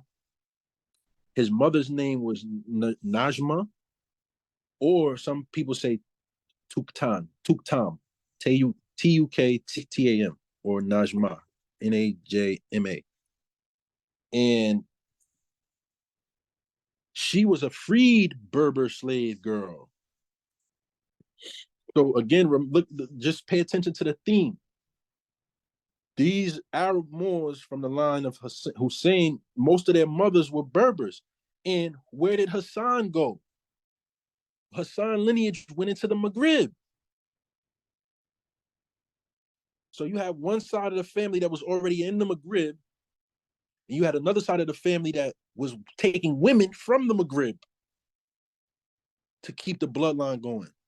And Remember, and keep that in mind, because on the other side, on the Sunni side, these are the descendants of mostly Eurasian concubine women, and the sons of those women, and the families connected. So again, they connect back to Muhammad's extended family, aunts, uncles, and stuff like that, grandfather, like that way, cousins. So again, this is all a family thing, and some of the bloodline have been lightened up. This is why when you look at Arabia right now, you know, a lot of them are light. The ruling class, the Saud family, I forget what clan they come from. They connected too, though, through one of the clans, but they mostly they look like Puerto Ricans. And nothing wrong, nothing against Puerto Ricans. You know what I'm saying? Like we are, some of our, you know, our brothers, they Moors too. You know what I'm saying? Just like them over there, they Moors too. It's just they just really light. They would be considered like a tawny or white Moors. Right? European would be a red Moor. Just for y'all that are confusing white Moors. Because sometimes the term eventually outside of the Arabian vernacular became used for light skin as opposed to clear complected, whether you was dark or, because most people during the Arabic times, even if you was dark skinned, you might be called white, but that just meant that you was pure, or like your complexion was like in the sun, or like a certain light hit you, you look like you glowing. I don't know if like a lot of people know, but like really, really dark people in moonlight, they glow blue. That's why you say blue black, but that's like in the moonlight, not in the sunlight. So after Al-Rida in 811 AD, we have Muhammad al-Jawad. Now, Muhammad al-Jawad is the only one or only person that I've seen as being described openly as being dark skinned or black. Like I don't have the, hold on, let me see if I can send the image to my phone and share my screen with y'all. Which, now that I think about it, I should have probably been doing. I have all this written down though, so like I don't. Me, I like to write stuff down because it helped me remember. Like it's an extra step in like my process. Like because I could read things and my memory's okay, especially like selectively.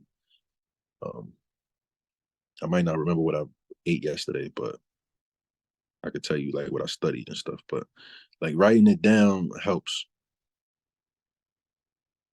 So this is okay.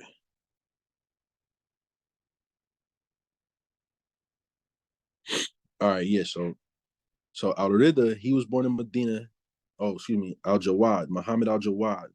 His mother's name was Sakika.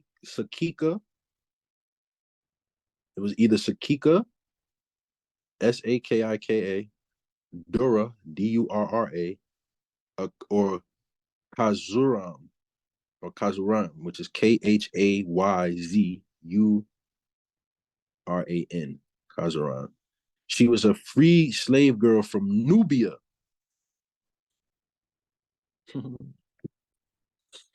She was a free slave girl from Nubia. Um,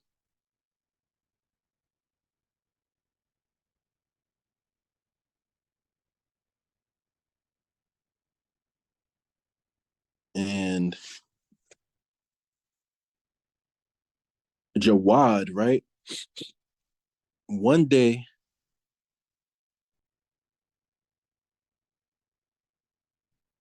he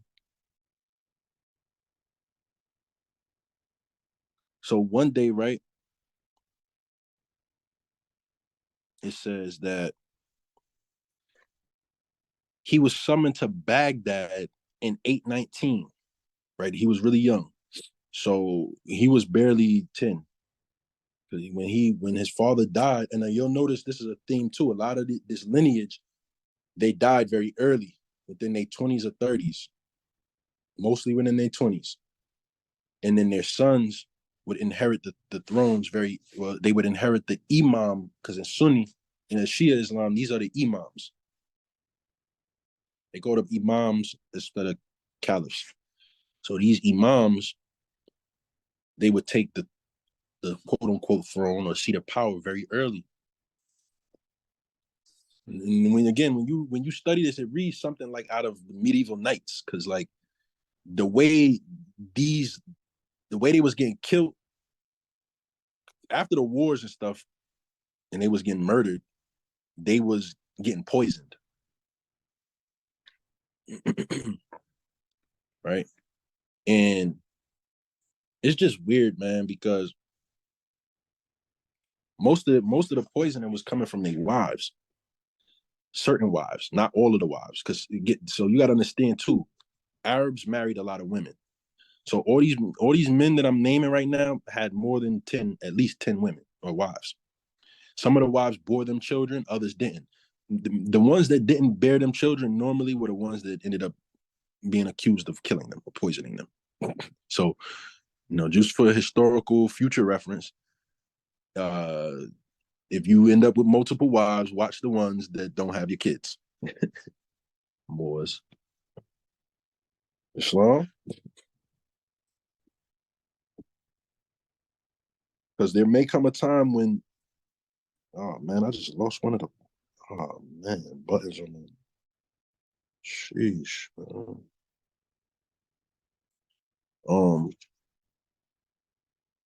History has a way of repeating itself sometimes. And it may come a time again, more where we are back in this position of influence within the world, I should say.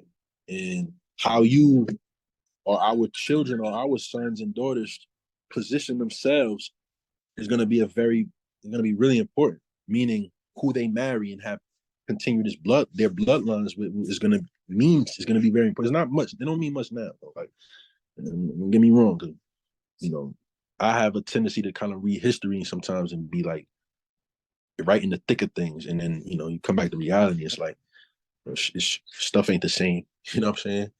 I mean, not at least not yet. But when I say that to say, like, a lot of me for instance, like my son's mom is she's Christian. My son is Christian.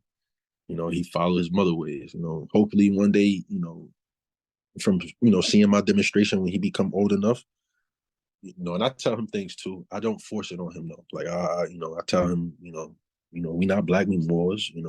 He asks me certain questions, I answer him and stuff like that. But like when he get to that point, he'll get there. But hopefully, eventually we'll get a day will come where our children or our children's children will be born in the temple. They'll be born under our jurisdiction, in our creed. And then it's gonna, then it'll really start to matter. Well, it still matter, but I mean, in the sense of what I'm talking about right now. So in 819, he was summoned to Baghdad. Now, because by this time, this is where the seat of power was, and you'll start to see like the seat of power would move according to the like bloodline and who was in charge. So it went from Mecca to Baghdad, and not for nothing, places like Baghdad, Damascus, Jerusalem, Egypt, the Maghreb, these places was occupied by dark-skinned Moors. We may have been like, especially in like maybe Baghdad, because Baghdad not really northern Iraq. It's not, or Iran. And then Iraq is where really the Eurasians was. Iran was still more dark, especially up until about 600 years ago. Most of the descriptions of the people of those times in these places was still dark-skinned people. Like most of Saudi Arabia or Arabia was still very dark. That's how it was described up until about 600 years ago. This is not that long ago. So he went to Baghdad. He was summoned to Baghdad by the Caliph, and they used to do that. They would call, anytime the Caliphs would get wind that one of these Ahlul Bayt was doing something, preaching, teaching, he got wind that somebody was trying to help them or something, he would call them. And sometimes they threatened to get killed. and then we have to appease them in some way or whatever. And for the most part, these Alul Bayt from this bloodline, they stayed out of politics. They just mainly taught, right? They was in either Medina teaching, and then they would either get called to like Damascus and then be put in prison for 2 years, 5 years, under heavy surveillance. Like this, like Moors, like this is really was crazy for our, like, do we think like it's like very similar to today? Because if you think some of us not surveilled, y'all be crazy. Like me personally, I like my I'm not even gonna get into it right on this call, but we gotta really be careful. Yeah. We gotta be careful about how, that's what a prophet said. Don't use certain speech, carry yourself a certain way, imitate me, because we don't want to draw unnecessary attention. We already have unnecessary attention just for who we are and what we represent, stand for in relation to geopolitics. Believe that.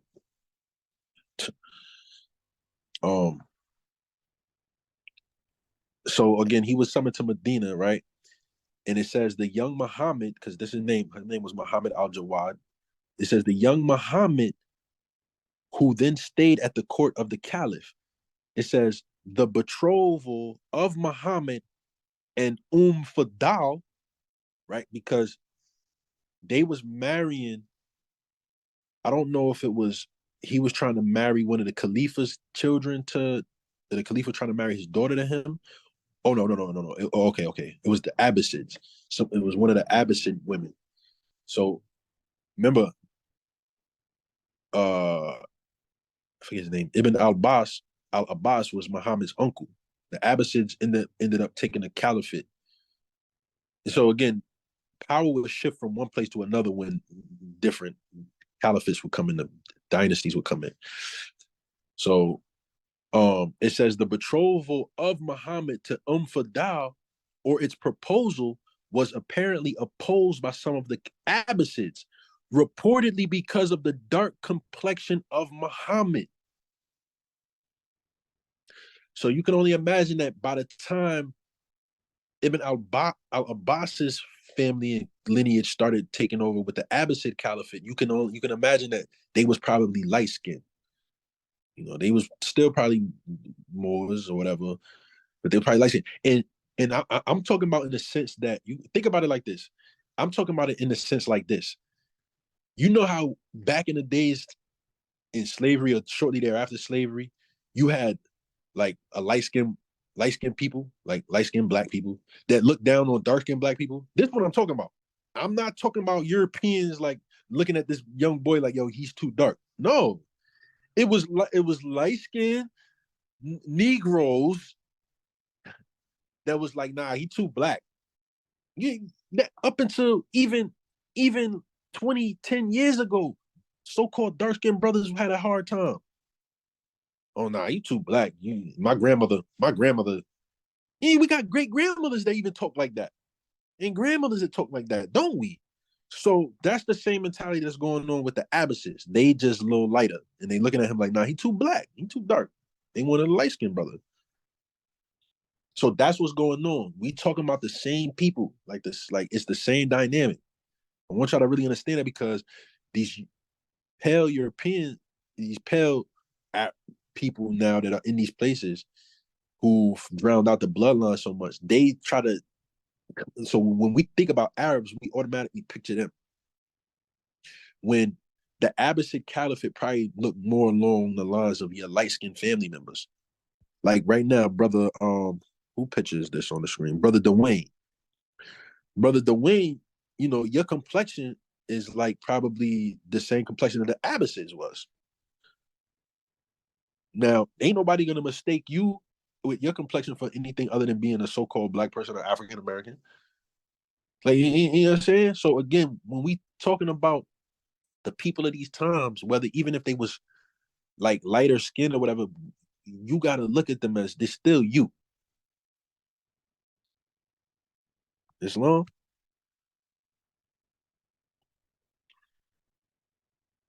So I'm gonna finish up with this lineage, and then we'll get into the other lineage next fall. You know, I wanted to get into a little bit of the Moorish Holy Quran, but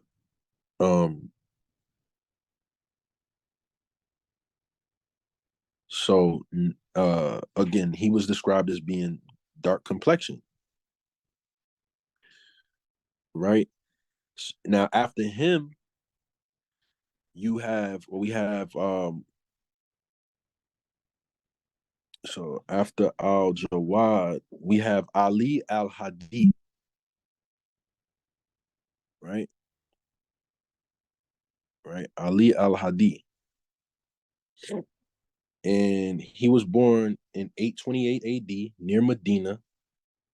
And his mother's name was Samana or Susan. And she was a free slave from the Maghrabi,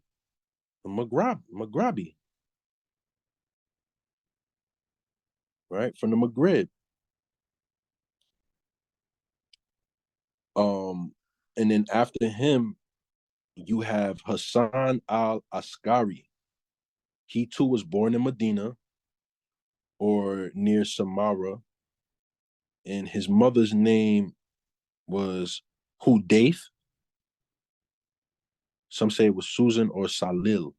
She too was a free slave. I'm not sure exactly where she's from, probably from the Maghreb. And then last was Muhammad al-Mahdi. He's the 12th Imam in the Shia tradition. And nobody's ever seen him. Like, he never presented himself. Al-Askari, his supposed father, he had an agent who introduced him and came to the, Shia Muslim, let them know that, Hassan had a son, his name is Muhammad, but he was kept in hiding. So nobody knows where this last Imam, Muhammad al-Mahdi, is. And again, they claim that he was the son of Muhammad Hassan, and he was kept hidden.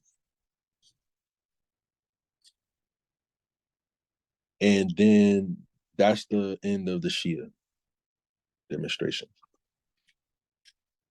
On Sunday, if the National Grand doesn't have anything it would permit me, I'm gonna go in on Hassan lineage, the lineage of Hassan, who was the other son of Ali and Fatima, whom this is the lineage that founded Morocco. So anybody want to do some studying from now until then, do your own independent study, see how it lined up with what I have, and then, just do your own, get your own understanding. So, and again, we descendants of Moroccans born in America. That's why the Prophet used that term Moroccans, because, now we got to understand which Moroccans. Then there's also, and we'll get into that. I'll present that on next call. But there's something else that the Prophet put out that gave us another insight into which of these Moorish groups or clans, we can tie into, that was in one of his articles that he put out in the Moorish Guide.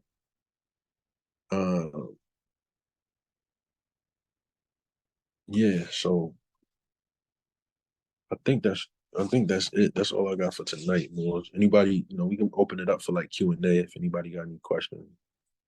Definitely, Sheik. I wanted to ask a quick question. Which, as Moorish Americans, which sect of Islam should we kind of like lean more towards between Sunni and Shia? Good question, Mo. To be honest, I would say, as Moors, like I would say that's up to you. That's an individual, because we have our own demonstration within the Moorish Science Temple of America, which is, the Prophet didn't necessarily give us any instructions on like things like, you know, which type of demonstration to follow, or how to pray, and how to do certain things and stuff like that. So it's really about finding where you comfortable. Like I know Moors that go to the masjid every Friday, you know what I'm saying, but still go to temple on Friday. You know what I mean? You know, they still go to the Moorish Science Temple on Friday. So they pray, you know, with the way the Sunnis pray. And then when they come to the temple, they pray like Drew Ali taught us.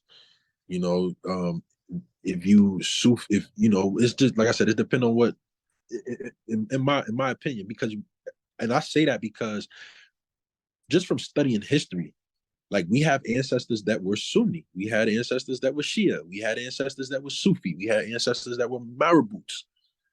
You know, there was no, you know, and then when you look at historically the Arabs, some of the Arabs that wasn't like hungry for power, and even some of the Europeans that what we call went Turk, or even the Turks, um, they promoted learning and philosophy and taking the esoteric side of Islam to the next level.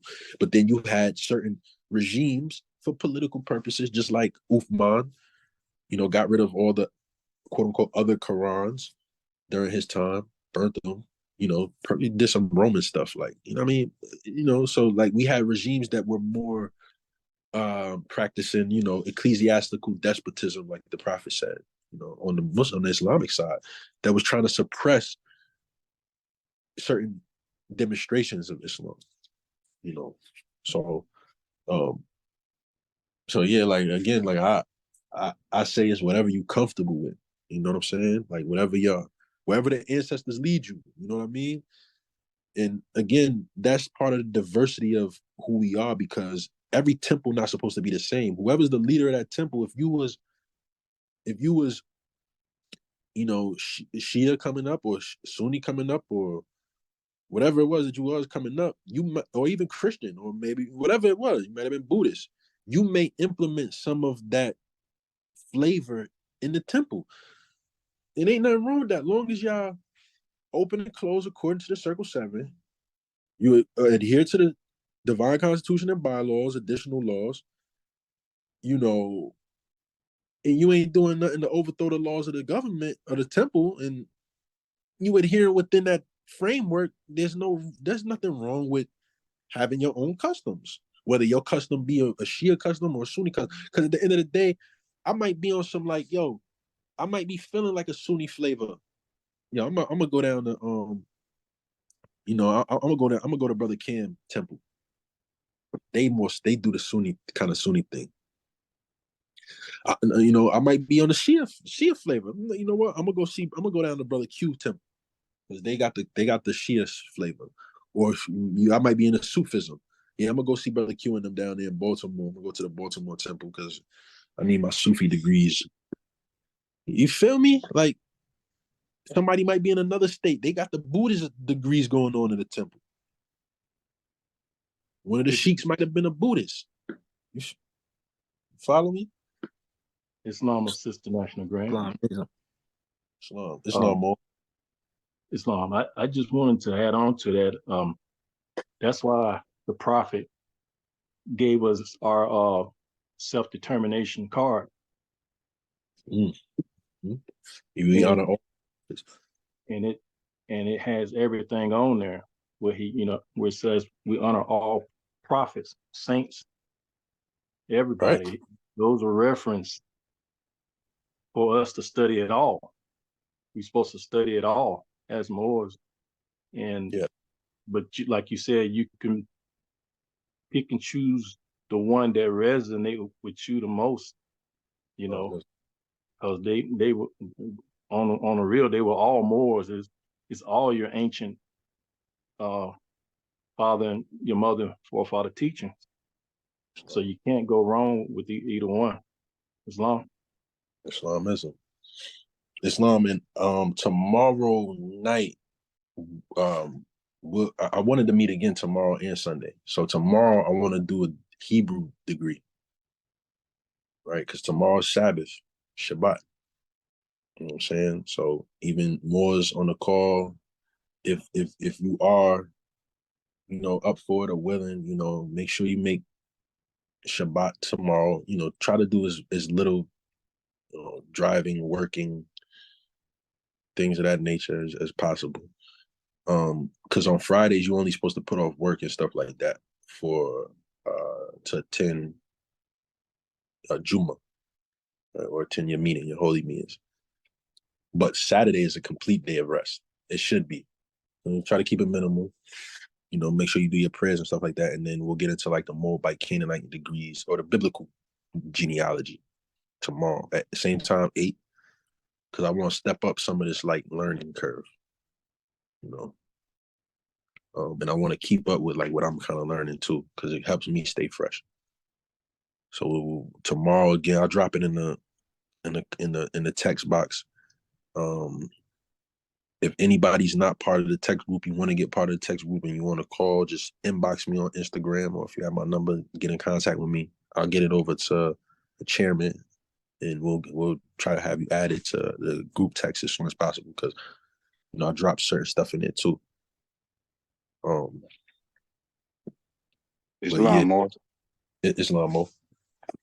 So the email that I get for this, will I receive what you're talking about tomorrow?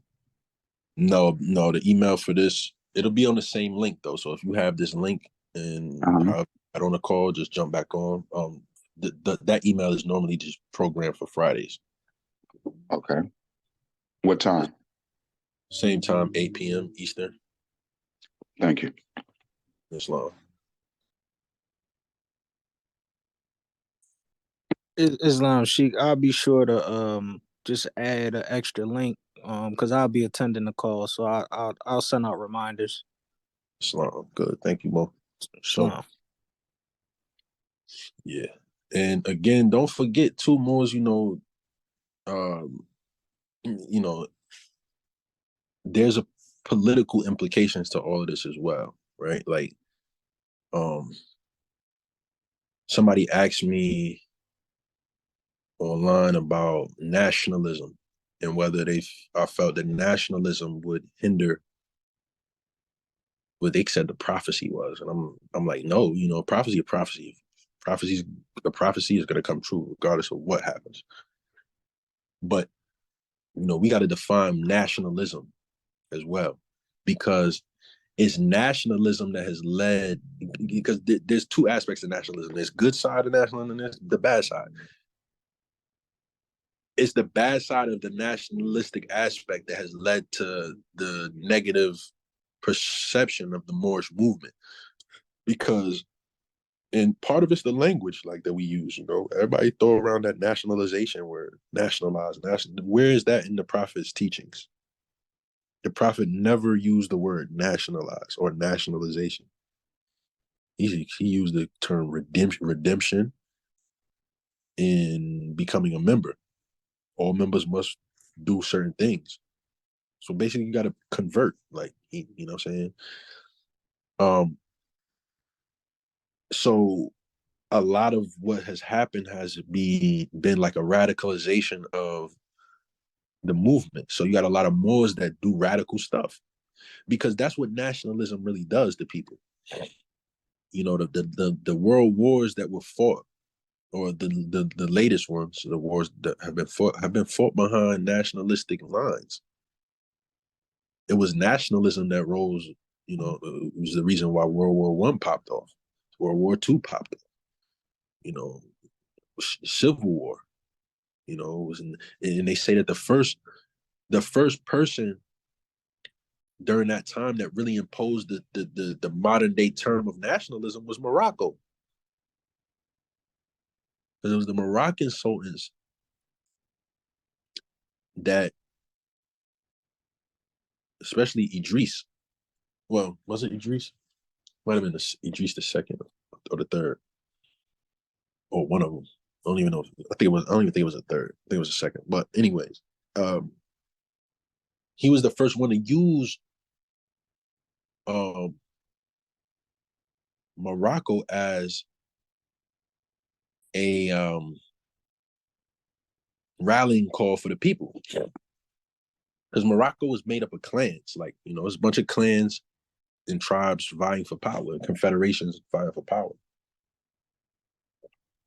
I found another reference to the word Morocco because, you know, everybody saying, people say Morocco is derived from this and that, but I've never seen a reference. Because one thing about this thing that we doing, even with studying the bloodlines and like the stuff that I'm giving y'all is referenceable. Like you can source it with other material from other scholarly sources. Like, and that's one thing, even with Moorish science or anything you're dealing with, you want to be able to put claims out there that are sourceable. Like, we don't want to say stuff that, you know, we have our own legend and lore and mythology. You know, we have our own thing, but when we dealing with other people, we have to be scholarly about it.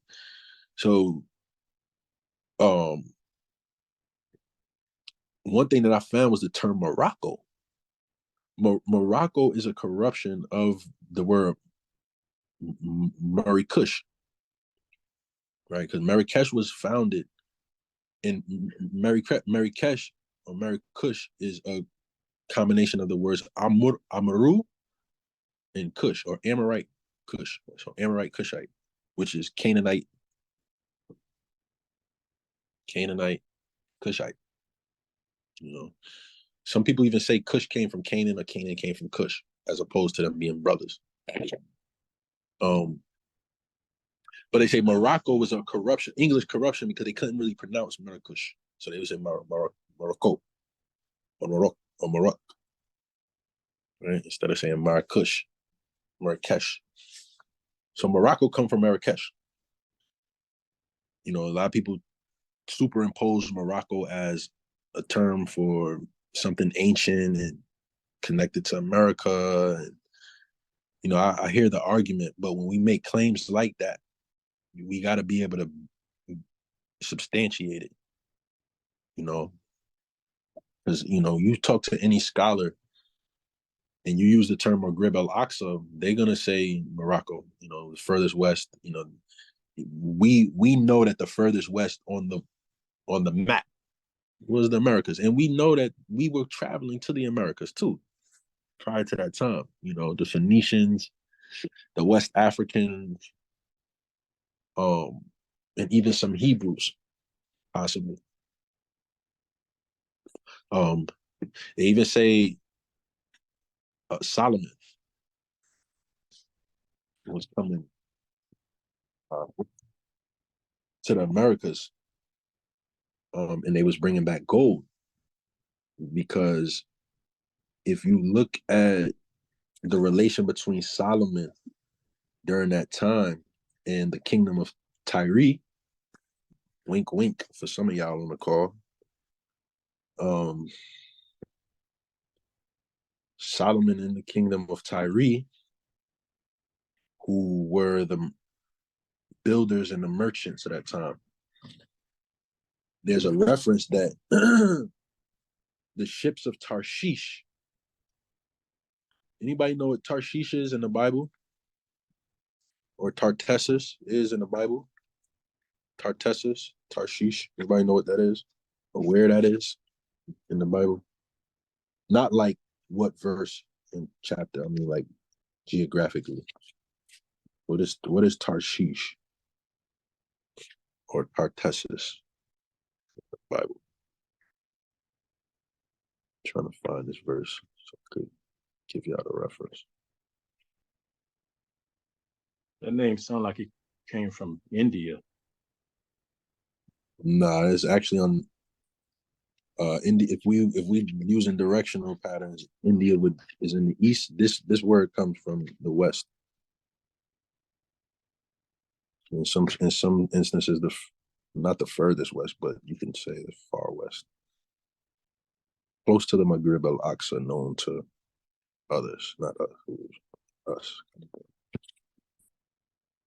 So, what is near Maghreb al-Aqsa? What country?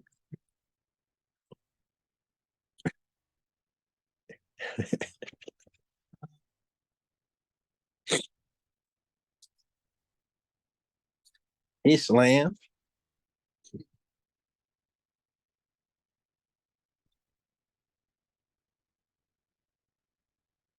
Spain. España. España. Tarshish in the Bible is from Spain. I got it right here. So in 1 Kings chapter 10, verse 22. For some of y'all on the call, that's a very important chapter for you.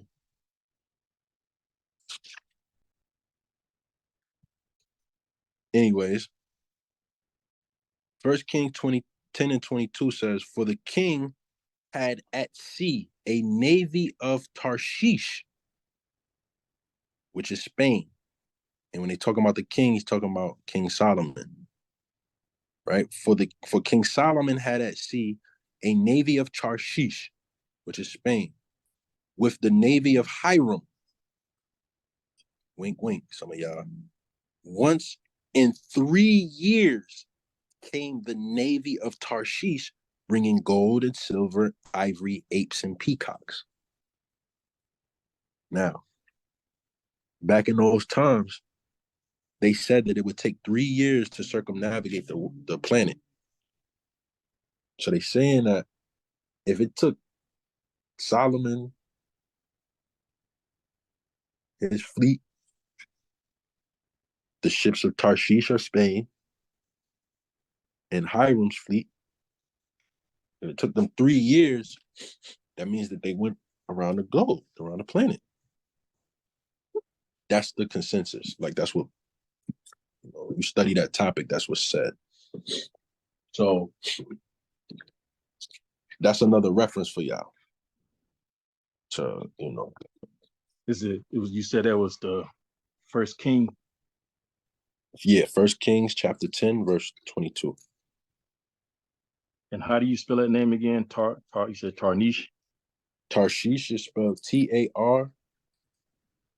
ISH.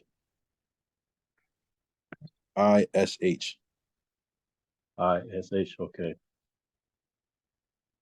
Tarshish.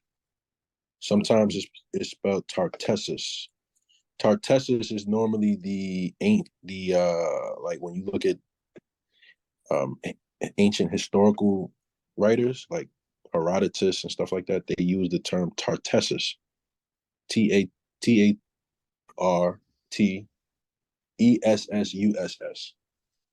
Yeah, that almost sounds like Tartarian. Yeah, true indeed. And it probably is connected.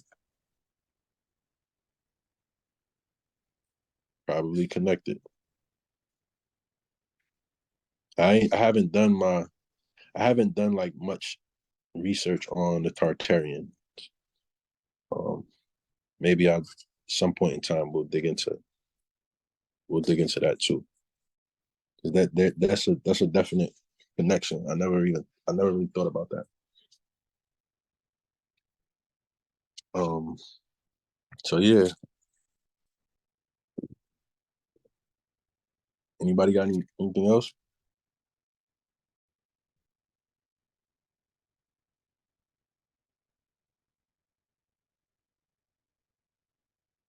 So quickly, can anybody tell me what's the names of Fatima and Ali's 2 sons?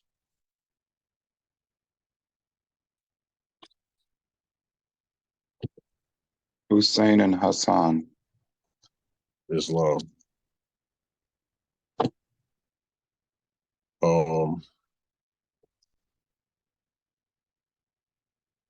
Shit.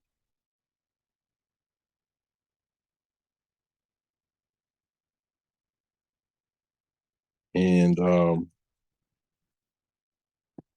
which Muslim sect follows the bloodline of Hussein and Hassan?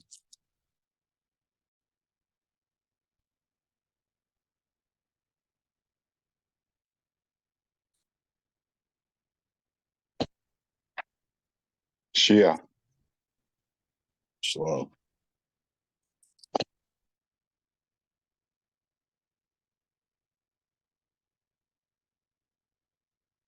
All right, Morris.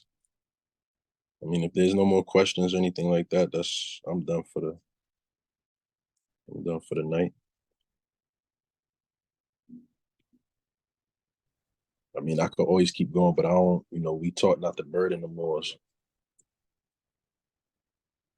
I want to give everybody a chance to really, do the one or the history to that bloodline. Look into, Hassan, and Hussein and Fatima and Ali and the Ahlul Bayt. Understand what that all means and how it ties together.